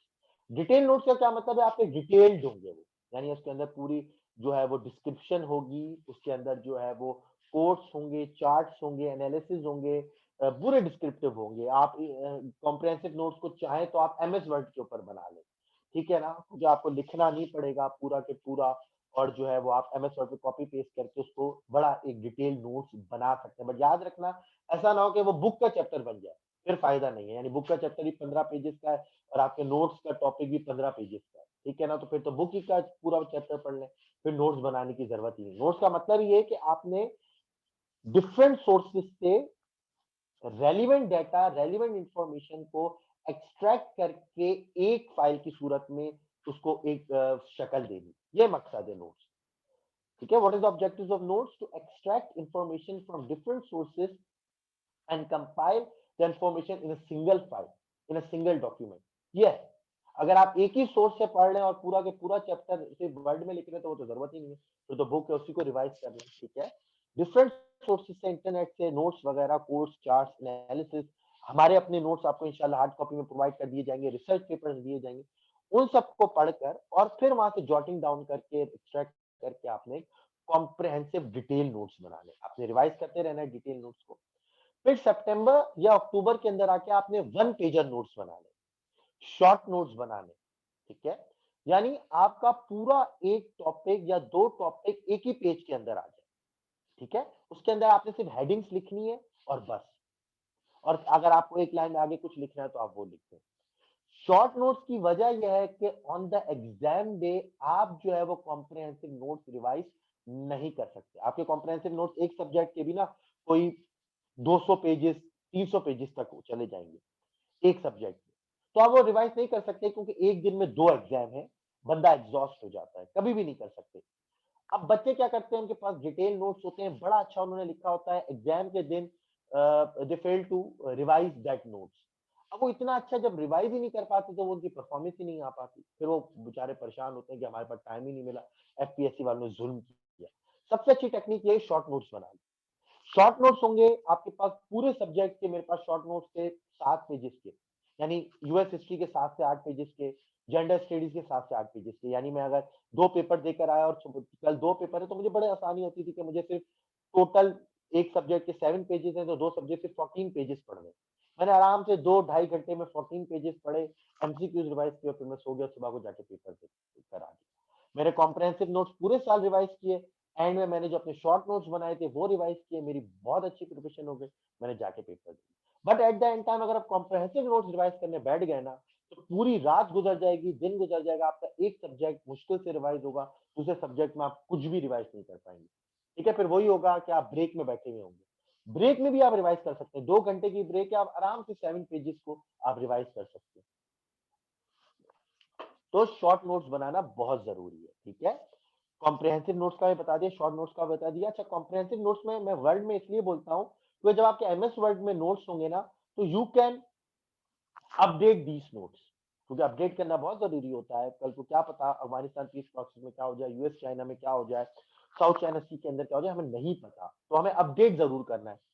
अच्छा, फिर कुछ लोग एरिस्टोटल या सोक्रेटिस हमारी सोसाइटी में, आप लोगों में से कुछ ऐसे होंगे जो बोलेंगे सर अभी करने की क्या जरूरत है, नवंबर में करंट अफेयर्स प्रिपेयर करेंगे या दिसंबर में करेंगे, तब जाके हमें सब चीजें पता होंगी। हम भाई आप दिसंबर के अंदर कुछ भी नहीं कर सकते, अगर आप करेंगे भी तो फिर आप रॉ फॉर्म होगा आपके नोट्स, बिल्कुल आपकी एक रॉ फॉर्म होगी। अभी से अगर आप पढ़ना स्टार्ट करेंगे तो आपके अभी नोट्स जो है बिल्कुल रॉ फॉर्म में होंगे। ग्रेजुअली आपकी अंडरस्टैंडिंग बिल्ट होती चली जाएगी, आप नोट्स को अपडेट करेंगे, प्लस माइनस करेंगे, एट द एंड आपकी जो नोट की क्वालिटी होगी वो बहुत ज्यादा अच्छी होगी एज कम्पेयर टू उस कैंडिडेट के लिए जो उसी वक्त बैठ के बना। आपको काफी चीजों का पता होगा, आपको डेवलपमेंट का पता होगा, ठीक है। आप उसने अगर 4 कोटेशन सर्च करके उसके अंदर ऐड किए तो आपने कोई 12 कोटेशन सर्च करके ऐड कर चुके होंगे, क्योंकि आप जैन से प्रिपेयर कर रहे हैं। आप एक दो महीने में आपको कोई अच्छी कोटेशन रखी, आपने ऐड कर ली, स्टैटिस्टिक्स आई आपने ऐड कर लिया, कुछ और चीज आई आपने ऐड कर ली, तो आपके नोट्स की quality as compare to that candidate बहुत ज्यादा अच्छी है। फिर उसी को आप रेप्लिका करेंगे शॉर्ट नोट्स के ऊपर, ठीक है जी। हाउ टू रिटेन इन्फॉर्मेशन जी, कुछ लोग कहते हैं कि जी हमारे पास तो होंगे, हम आपको बताते भी जाएंगे, जो लोग नहीं ज्वाइन कर रहे हैं उनके लिए, कि भाई नोट्स तो बना लिए सर, भूल जाते हैं। हमने एक सब्जेक्ट पढ़ा, सोशियोलॉजी कंप्लीट किया, फिर जेंडर स्टडी शुरू किया, सोशियोलॉजी भूल गए, इस्लामियात पढ़ा, शुरू में ही पढ़ लेंगे इंशाल्लाह, हम जैन के अंदर ही, फिर हम फैब में जाएंगे, दूसरे सब्जेक्ट पढ़ेंगे, हम इस्लामियात भूल जाएंगे, जनरल साइंस एंड एबिलिटी, क्या करें। बहुत सारे तरीके हैं रिटेन करने की इंफॉर्मेशन। सबसे पहला तरीका, कीप रिवाइजिंग द सब्जेक्ट। आसान तरीका ये, सैटरडे संडे छुट्टी होती है, 5 दिन क्लासेस हैं, जो भी 5 दिन प्रिपेयर किया सैटरडे संडे रिवाइज कर, ठीक है। सबसे आसान तरीका है सैटरडे संडे को रिवाइज कर लें, वीकेंड्स के ऊपर रिवाइज कर लें, वो चीज आपकी प्रिपेयर रहेगी। दूसरी चीज है आप वीकली टेस्ट दें, जब तक आप वीकली टेस्ट देते रहेंगे, आपका बैच खत्म हो गया, आप दूसरे बैच में आके वीकली टेस्ट दे दें, अगेन एक मिनिमम अमाउंट ऑफ फीस है, आप उसको भर दें, कोई मसला नहीं, आप वीकली टेस्ट देते रहे। मैं आपको बताऊं कि मैं क्या करता था, मेरी जब प्रिपरेशन हो गई थी तो मैं वीकली टेस्ट देता था। फॉर एग्जांपल एक वीक में इंटरनेशनल लॉ का पेपर है, दूसरे वीक में सोशियोलॉजी का है, तीसरे वीक में जेंडर स्टडीज का है, फिर चौथे वीक में मेरे पास आईआर का पेपर है, फिर इंटरनेशनल लॉ का आ गया, तो मेरा कीप रिवीजन होता रहता था और साथ साथ मेरी प्रिपरेशन भी चलती रहती थी। तो हमारे कैंडिडेट्स का अनफॉर्चुनेट यह है कि वो बेचारे टेस्ट देने से डरते हैं। मैं आपको यकीन दिलाऊं, मॉक एग्जाम में मेरे पास इतने कैंडिडेट्स ने रजिस्टर कराया, बट जब पेपर देने की बारी आई तो डिस्पाइट सबमिटिंग फी, मैनी कैंडिडेट्स वो एग्जाम में बैठे नहीं, मतलब अगर मैंने 4 ऐसे के एग्जाम दिए तो 5, उसमें तो मैक्सिमम 1 या 2 दिया बस।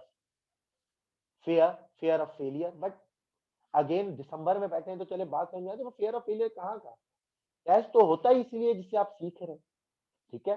दूसरा तरीका वीकली टेस्ट। पहला तरीका रिवाइज करें वीकेंड के ऊपर, दूसरा तरीका वीकली टेस्ट, तीसरा तरीका है जी राइटिंग प्रैक्टिस, जो कि बहुत एक इंपॉर्टेंट तरीका आपकी सेल्फ इवेल्युएशन होती है। क्या है जी? आपने आज 2 टॉपिक्स पढ़े, आपने कल 2 टॉपिक्स पढ़े, ठीक है। आपने जो है फिर या आज तो आज 2 टॉपिक्स पढ़े, फिर एक दिन छोड़ के आपने जो है वो परसों यानी उसी सब्जेक्ट के 2 टॉपिक्स पढ़े। अब जो वो तीसरे दिन आपने उसी सब्जेक्ट के 2 टॉपिक्स पढ़े ना, तो उस दिन आपने पुराने 2 टॉपिक्स बैठ के उसके आंसर को पास्ट पेपर्स में देखकर कोई भी क्वेश्चन आया उसको आपने अटेम्प्ट कर लेना। फॉर एग्जांपल आज मंडे है, आज तो वैसे फ्राइडे है, चले फ्राइडे की बात कर लेते हैं। आज फ्राइडे, आज आपने प्रिपेयर किया तौहीद और जो है वो डे ऑफ रिसरेक्शन, या जिसको हम जो है रोजा क़यामत कहते हैं, आपने प्रिपेयर कर लिया। सैटरडे छोड़ के आपने संडे को दोबारा इस्लामियत उठाई, आपने नमाज और रोजा प्रिपेयर किया।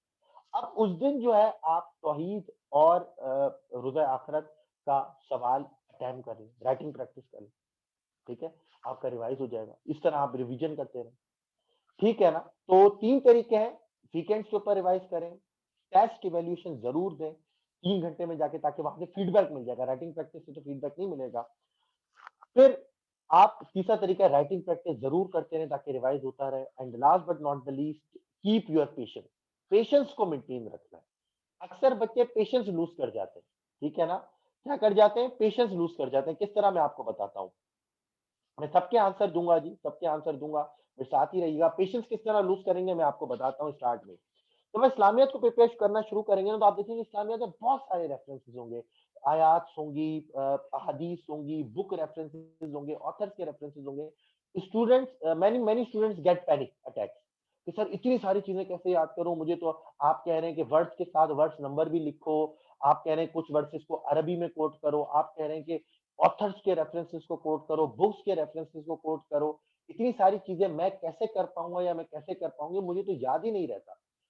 मैं हमेशा स्टार्ट में बोलता हूँ पेशेंस, ठीक है। कोई मसला नहीं, याद नहीं रहा, मतलब अगर आप जनवरी में बैठे आप खोल कर देख लें भाई आयत क्या थी, हदीस क्या थी, रेफरेंस क्या था, कोई बात नहीं। कॉन्सेप्ट पता है, आप उसको देख के आप देख के लिखें। बट क्या होगा कि जब आप कॉन्स्टेंटली ये चीज रिवाइज करते रहेंगे ना, तौहीद को और उसके रेफरेंसेस को, उसकी आयत को, उसकी अहादीस को, वो ग्रेजुअली आपके दिमाग में बैठ जाएगी। आपको कोई रट्टा लगाने की जरूरत नहीं होगी, आपको रिवाइज करते ही आपको याद हो जाएगी। तो आखिरी पॉइंट बहुत इंपॉर्टेंट है कि पेशेंस, पेशेंस को लूज नहीं करना। मतलब काफी बच्चों का इंटरनेशनल लॉ होता है, पैनिक कर जाते हैं, सर इतने आर्टिकल्स, इतने केस रेफरेंसेस किस तरह याद होंगे। मैं कहता हूँ पेशेंस, आराम से रिवाइज करते रहो, टाइम है हमारे पास 1 साल से ज्यादा का। रिवाइज करते हैं, एट द एंड आपको खुद चीजें याद होंगी। बट टाइम देना है, रिवाइज करना है, टेस्ट देने और राइटिंग प्रैक्टिस करनी है। This is the method to retain information, ठीक है। ये रिटेन करने का तरीका है इंफॉर्मेशन को। मैं तमाम लोग के आंसर दूंगा जी। How to schedule a study plan, अभी मैं इसलिए रुक रहा हूं ताकि मेरा पूरा सेशन कंप्लीट हो जाए, ताकि वो बच्चे ज्वाइन नहीं कर रहे हैं उनको भी मैं बता दूं, तो ज्वाइन करने वालों से तो बात होती रहेगी। How to study a schedule plan, plan को स्केड्यूल किस तरह करना है। मैंने कहा कि वो अकेडमी मेंटोर ज्वाइन करेगा जो आपको प्लानिंग बताए। 3 तरह के आज से we are sitting in January 1 2021। Today you have to prepare at least long term plan, ठीक है, या आप मीडियम टर्म प्लानिंग भी कर सकते हैं। Long term, medium term planning आप आज से कर लें, शॉर्ट टर्म प्लानिंग मैं भी अभी आपको अभी बता दूंगा। ये तीनों चीजें आप बनाकर अपने दीवार के ऊपर या कहीं पर भी आप पढ़ते हैं उसके ऊपर पेस्ट करें। What is mean bye long term plan? Long term planning का मतलब सेट योर टारगेट। कौन सा टारगेट? पहला टारगेट कि मुझे कितने महीने के अंदर 12 सब्जेक्ट की प्रिपरेशन कंप्लीट करनी है। 6 महीने में, 8 महीने में या 10 महीने, इट्स अप टू यू, ठीक है। अगर आप मेरी माने, आप जनवरी के अंदर बैठे हुए हैं तो जनवरी, फरवरी, मार्च, अप्रैल, मई, जून, जुलाई, अगस्त, अगस्त तक आपकी 12 सब्जेक्ट की हर तरीके से प्रिपरेशन हो जानी चाहिए, ठीक है। आपने लिख के लगा दिया कि भाई मुझे अगस्त तक अपने 12 सब्जेक्ट्स की, चाहे कुछ भी हो जाए, वैल्यू एडिशन के साथ हर तरीके से मैं अपनी प्रिपरेशन पूरी कर लूंगा या कर लूंगी। यह है मेरा लॉन्ग टर्म प्लान। उसके साथ दूसरा लॉन्ग टर्म प्लान का क्या पार्ट होगा कि अगस्त के बाद से मैं अपना सारा टाइम जो है वो रिवीजन के ऊपर, टेस्ट के ऊपर, मॉक्स के ऊपर लगाऊंगा या लगाऊंगी, ठीक है। अगस्त के आपने पूरा मॉक सेट टेस्ट, आप वीकली टेस्ट देते हुए आ रहे हैं, उसके बाद मजीद आपने टेस्ट और इवेल्युएशन और मॉक्स को ज्यादा कर देने। सितंबर, अक्टूबर, नवंबर, दिसंबर, जनवरी, यानी 5 महीने आपने पे इसके ऊपर लगा, 1 महीना आगे पीछे हो सकता है, नो कोई मसला नहीं। ये हो गया आपका लॉन्ग टर्म प्लान। अगस्त तक 12 सब्जेक्ट की प्रिपरेशन, देन सितंबर से रिवीजन, मॉक टेस्ट, इवेल्युएशन, इस तरह 5 महीने तक वो एक्सटेंसिव प्रिपरेशन होगी, in depth preparation, no shortcuts, no smart work, nothing. फिर मीडियम टर्म स्ट्रेटेजी क्या है? मीडियम टर्म स्ट्रेटेजी का यह है कि आप 12 सब्जेक्ट अगस्त तक कंप्लीट करने हैं, तो एक सब्जेक्ट किस तरह कंप्लीट करना है, ठीक है, उसका पूरा एक प्लान आ जाएगा कि भाई मुझे कंपलसरी, अगर मैं सर का सेशन ज्वाइन करते हैं तो कितने दिन में कराएंगे, फिर ऑप्शनल सर कितने दिन में कराएंगे, और जब सेशन कंप्लीट, जारी बात है मैंने आपको 6 सब्जेक्ट की तैयारी या लेक्चर्स दे दिए 3 महीने के अंदर, तो आपको जरूरी थोड़ी वो उसी वक्त में कंप्लीट हो, आप तो उसके बाद भी जा सकते हैं। तो मीडियम टर्म का मतलब है कि I have to cover each subject in these amount of days, मुझे इतने सब्जेक्ट इस दिन में कवर करने, इतने अमाउंट ऑफ डेज में कवर करने, यानी सब्जेक्ट ओरिएंटेड प्लानिंग जो है वो आप मिड टर्म स्ट्रेटजी में करते हैं। लॉन्ग टर्म प्लानिंग में आप कोर्स ओरिएंटेड प्लानिंग करते हैं, मीडियम टर्म स्ट्रेटजी में आप सब्जेक्ट ओरिएंटेड प्लानिंग करते हैं। देन आप शॉर्ट टर्म पे आ जाएंगे। शॉर्ट टर्म प्लानिंग आपकी होती है वीकली और डेली की स्केड्यूल, जो आप वीकली बेसिस के ऊपर करते हैं, जो टॉपिक ओरिएंटेड प्लानिंग होती है, ठीक है। क्या होती है टॉपिक ओरिएंटेड प्लानिंग, यानी मैंने वीक्स में इतने टॉपिक्स कवर करने हैं, इस सब्जेक्ट के टॉपिक्स कवर करने हैं।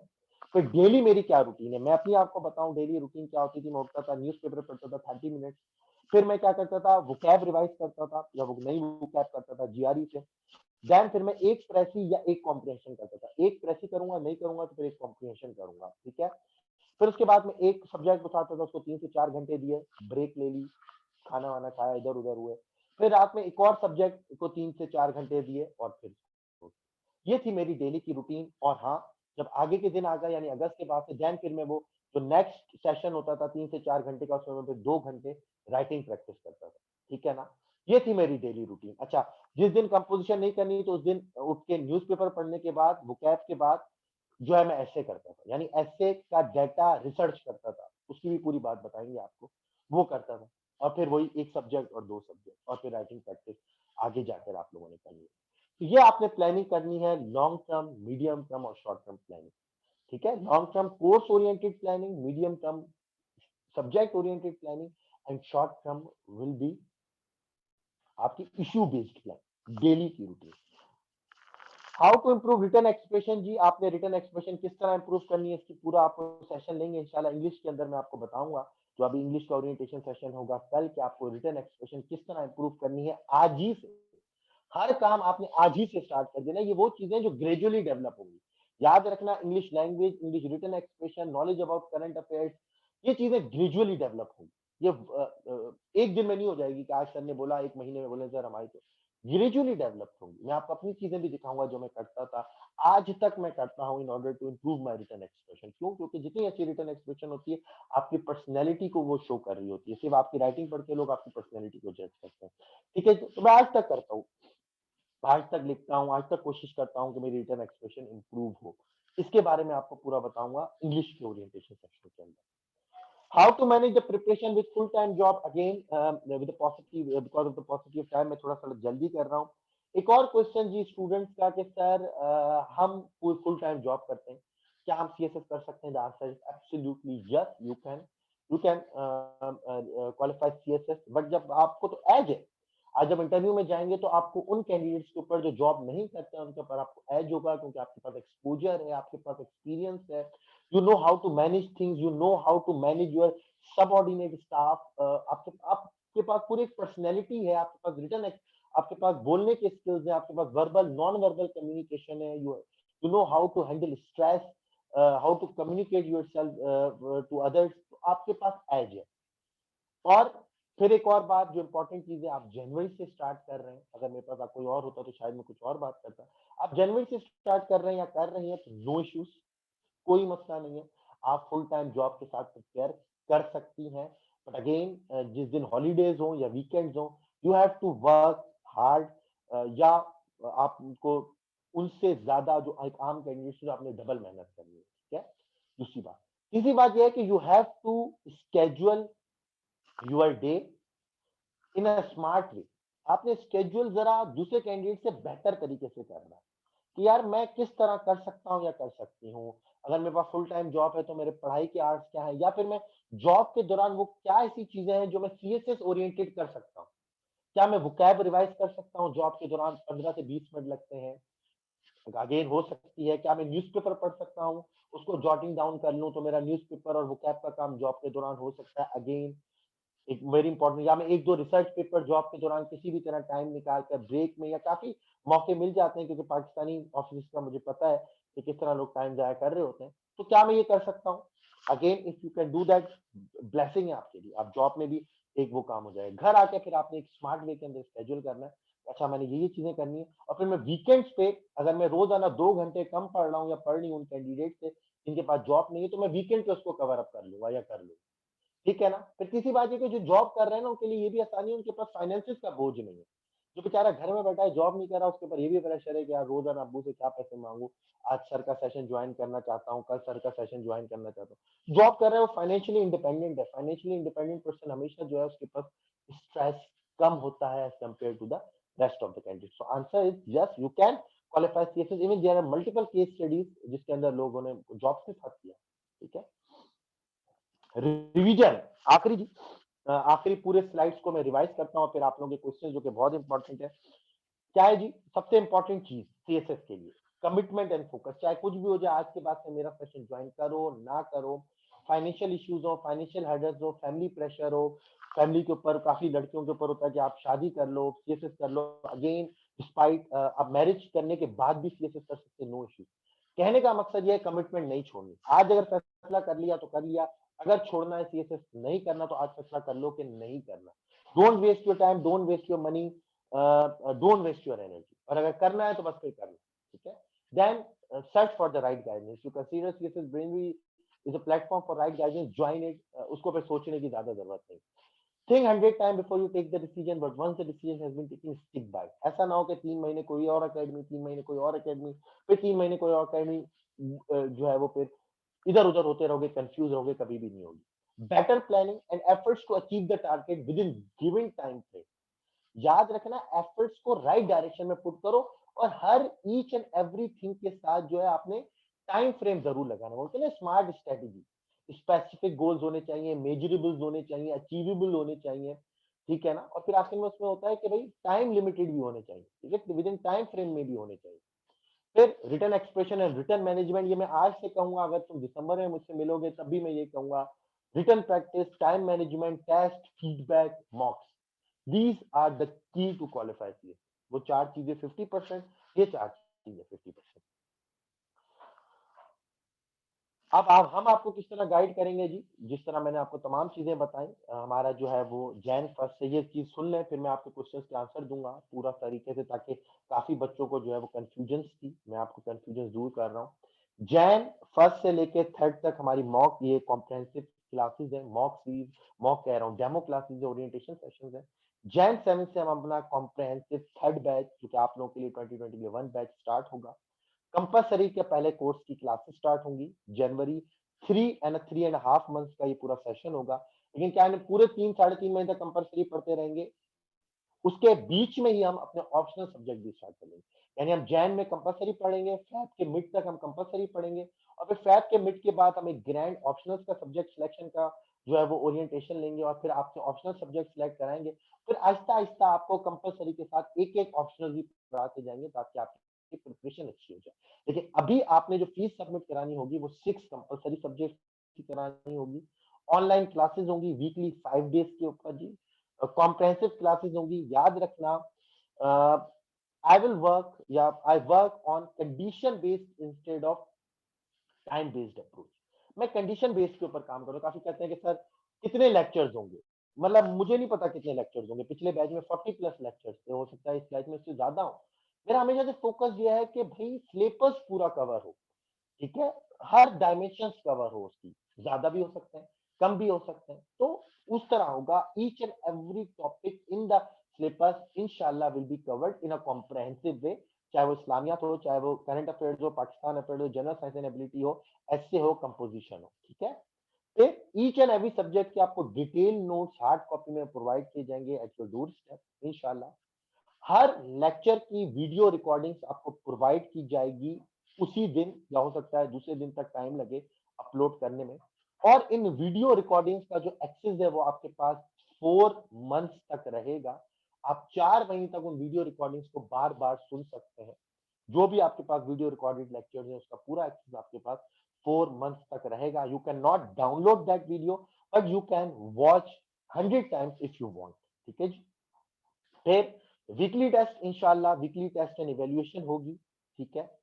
सेपरेट क्लास होगी on the optional subject selection, on notes making separate class होगी, नोट्स मेकिंग के ऊपर, ऑप्शनल सब्जेक्ट सिलेक्शन के ऊपर और रिटर्न एक्सप्रेशन के ऊपर इंशाल्लाह जब हम शुरू करेंगे। और प्रेजेंटेशन के ऊपर भी, यानी हमारी जो पहली क्लास होती है ना करंट अफेयर्स, पाकिस्तान अफेयर्स की या इस्लामियत की, वो होती है इस तरह है कि how to attempt the paper, presentation skills क्या होंगे, हाउ टू जो है वो स्कोर हाई। ठीक है जी। ये चीजें मैंने आपको तमाम चीजें बताई। अच्छा, separate classes for English grammar and written expression इंशाल्लाह वो तो मैंने आपको बता दी, ग्रामर भी मैं आपको बताऊंगा।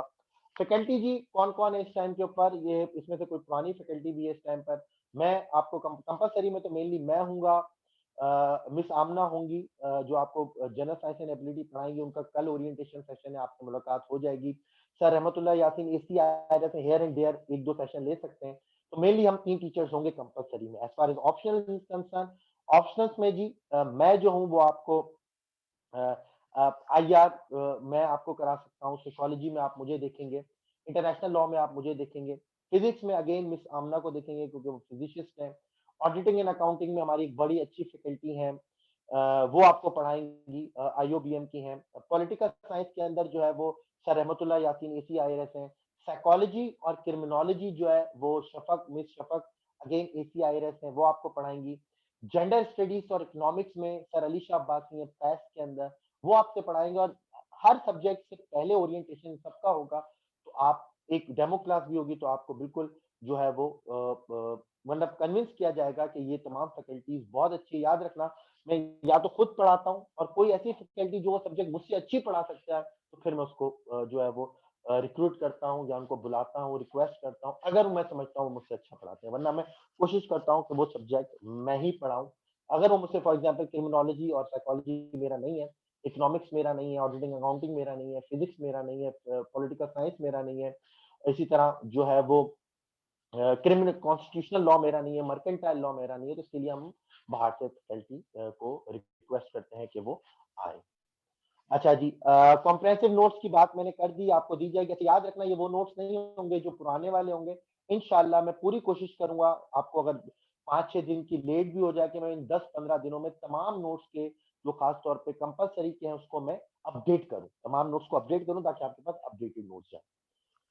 फिर है जी, न्यूज़पेपर के साथ साथ काफी बच्चों ने ये देखा है कि भाई फॉरेन न्यूज़पेपर भी पढ़ने चाहिए। मैं आपको दिखाऊंगा अभी जो हमारा एफपीएससी के एनुअल रिपोर्ट है, वो भी ये कहते हैं कि फॉरेन न्यूज़पेपर पढ़ें, Foreign Policy, Foreign Affairs, Wall Street Journal, New York Times, the Diplomat. अब इतना बच्चा पढ़ नहीं सकता, उसके पास रिसोर्सेज नहीं है, वो हर किसी की सब्सक्रिप्शन नहीं ले सकता। तो इसके लिए हमने ये सोचा है कि हम जो ये सीएसएस ब्रेनरी मंथली मैगजीन जो हम हर साल पिछले 6 महीने से इशू करते हैं, ये हम इशू करते हैं, जिसके अंदर हम तमाम रिनाउंड फॉरेन मैगजीन और रिनाउंड डोमेस्टिक न्यूज़पेपर्स उनके रेलिवेंट आर्टिकल्स के अंदर हम प्रिंट करते हैं। यानी मंथ के स्टार्ट में ये आपको मिल जाया करेगा आपके व्हाट्सएप ग्रुप के ऊपर। आप इसको पढ़ें, आपके तमाम उस मंथ के करंट अफेयर्स जो है वो कवर हो जाएंगे। न्यूज़पेपर पढ़ने एडवांटेज है, न्यूज़पेपर नहीं भी पढ़े as far as the concept is concern, आपको ब्रेनवी के थ्रू, मैगजीन के थ्रू मिल जाएगा, आपको न्यूज़पेपर भी पढ़ने की जरूरत नहीं रहेगी। लेकिन मैं आपको रिकमेंड करूंगा कि आप दिन में, क्योंकि हमारे पास टाइम है, आप 20 से 30 मिनट जरूर न्यूज़पेपर को दें। बट इसके थ्रू आपको तमाम इंटरनेशनल और डोमेस्टिक जो रेलिवेंट आर्टिकल्स है, ये नहीं कि ऐसे उठा के दे दिए। वर्ल्ड टाइम्स का मैगजीन बहुत अच्छा मौजूद है, बट उसके अंदर जो लैकिंग है ना, वो इंटरनेशनल डोमेन के ऊपर है। डोमेस्टिक न्यूज तो बड़ी अच्छी होती है, इंटरनेशनली वो लैक करता है। ठीक है ना, दैट इज वाई वो फिर मैंने सीएस ब्रेनी को निकाला कि एक फ्री ऑफ कॉस्ट है, और फिर उसको हम देंगे। कम से कम हमारे जो रजिस्टर्ड बच्चे होंगे उनके लिए तो ये फ्री ऑफ कॉस्ट ही रहेगा। वीकली टेस्ट जी, इवेल्युएशन हम सिर्फ वीकली टेस्ट में, ये वो क्राइटेरिया है कि सिर्फ वो नहीं होता, मतलब सिर्फ नंबर रिवॉर्ड नहीं होते। ठीक है ना, हमेशा हम क्या कोशिश करते हैं कि आप लोगों को जो है ना वो फीडबैक दे। ठीक है ना, फीडबैक के थ्रू दें तो किस तरह इंप्रूव किया जा सकता है उसको। इवेल्युएशन जी यहाँ पे देखें लिखा हुआ है किस तरह इवेल्युएशन होती है। फीस स्ट्रक्चर मैं आपको बता देता हूँ, पहले भी बता चुका था, किन लोगों को डाउट है। ऑल कंपलसरी की जो रजिस्ट्रेशन है, तमाम कंपलसरी सब्जेक्ट वो 30,000 रुपीज है, जिसके अंदर हार्ड कॉपी नोट्स शामिल है, डिटेल फीडबैक नोट्स इसके अंदर शामिल है, जो आपको डिलीवर कर दिया जाएगा जैन के महीने के अंदर ही। ठीक है। कोई पूरे कंपलसरी सब्जेक्ट नहीं ज्वाइन करना चाहते तो एटलीस्ट आपको 2 कंपलसरी सब्जेक्ट ज्वाइन करने हैं। मैं तो आपको कहूंगा कि आप पूरे करें, ठीक है, but again it's up to you. There are no hard and fast rules, you can opt 2 subject as well.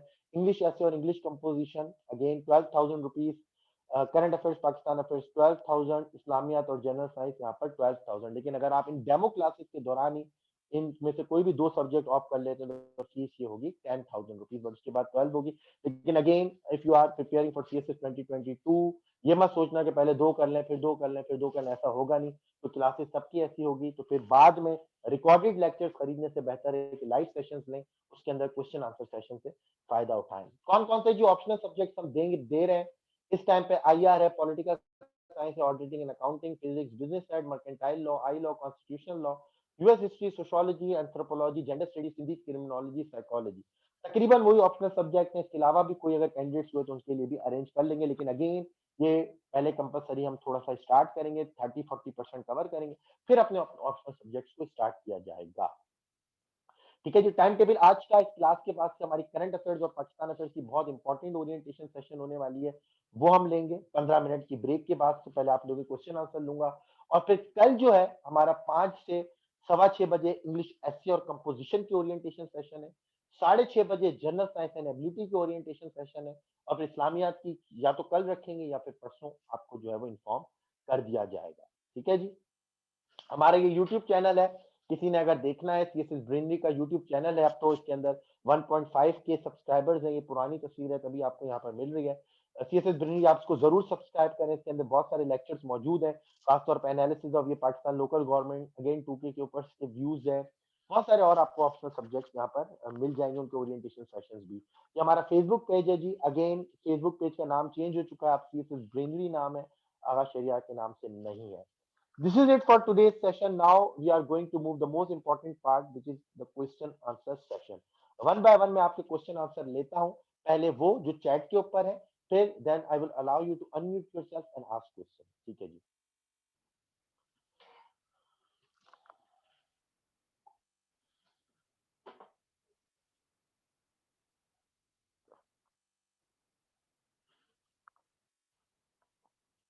महराज कह रहे हैं सर, आई थिंक महराज मैं आपके सवाल का जवाब दे चुका हूं sir. I can study and prepare by myself but I don't know how to start. मैंने आपको बता दिया किस तरह स्टार्ट लें, but as far as the step by step is concern, you need mentor, you need guidance.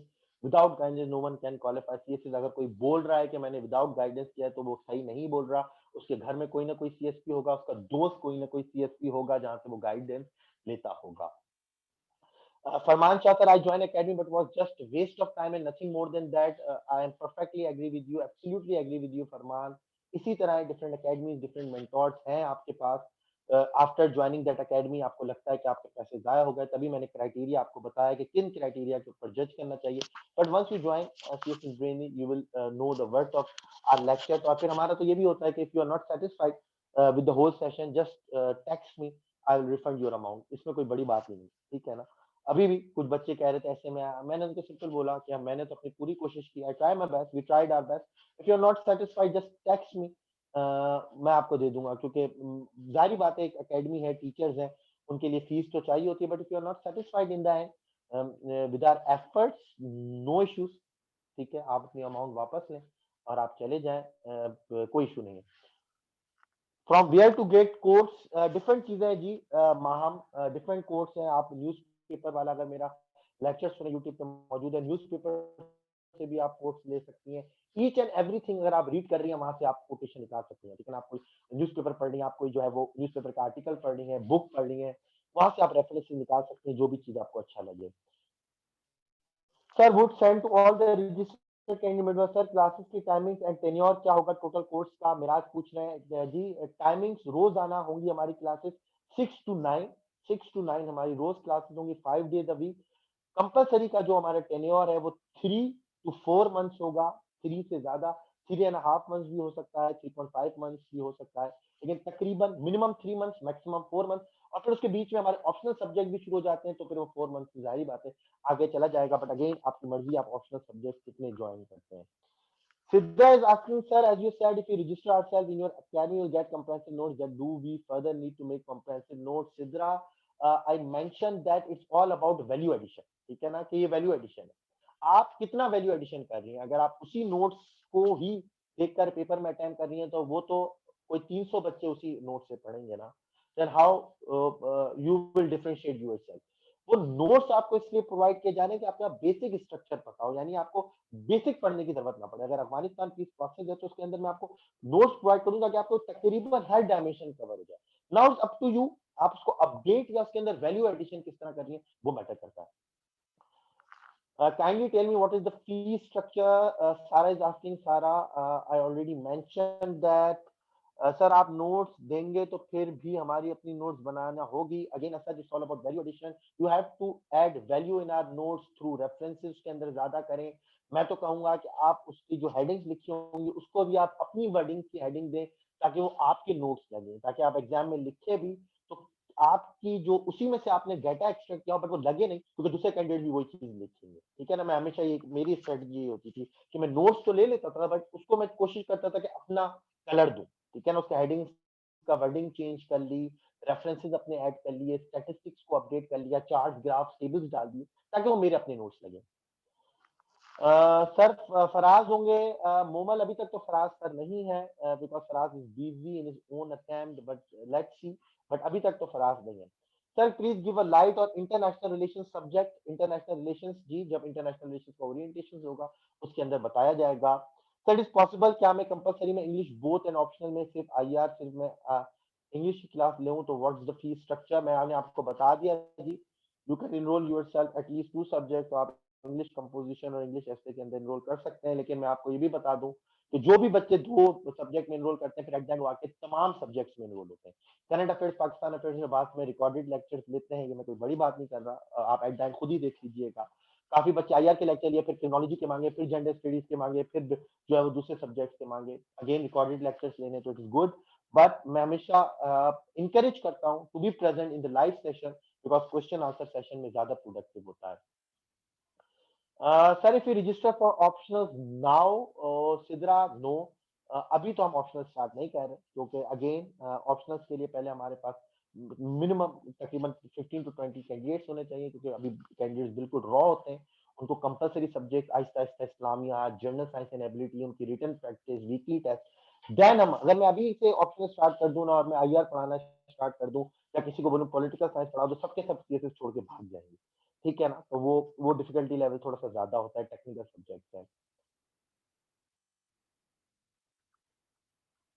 If you register for optionals now then will get recorded sessions. अच्छा, आपके ऊपर है जी सिद्रा, अगर आप बैच 1 या बैच 2 के ऑप्शनल सब्जेक्ट अभी लेना चाहती हैं तो आपको रिकॉर्डेड लेक्चर्स मिलेंगे। अगर आप बैच 3 के नए हमारे जो ऑप्शनल सब्जेक्ट का सेशन शुरू होगा तो लाइव सेशंस है। ये आपके ऊपर है कि अभी आप नए ऑप्शनल सब्जेक्ट्स में होना चाहती हैं या पुराने में, इट्स अप टू यू।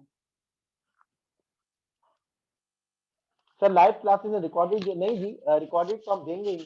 अब जो 2022 का सेशन होगा उसके अंदर रिकॉर्डेड सेशन नहीं मिलेगा, क्योंकि वो अब वो नहीं है। 2022 के अंदर काफी डिफरेंट चीजें होंगी, इकोनॉमिक्स का पूरा लेक्चर डिफरेंट तरीके से होगा। ठीक है ना, तो अब वो ऑब्सोलीट है एक तरह से। ठीक है, तो उसके वो फीस में तो कोई फर्क नहीं होता कभी भी, बट वो मैं कभी भी रिकमेंड नहीं करूंगा 2022 वालों को कि आप वो रिकॉर्डेड लेक्चर्स लें, बिकॉज अगेन आप लोग स्टूडेंट नए हैं तो इंटरेक्टिव सेशन, लाइव सेशन होना चाहिए। मेरे लिए तो बहुत आसान है कि मैं आपको कह दूं रिकॉर्डेड लें, मुझे कुछ मेहनत करने की जरूरत नहीं पड़ती, but I always encourage to be present the live session. ठीक है जी,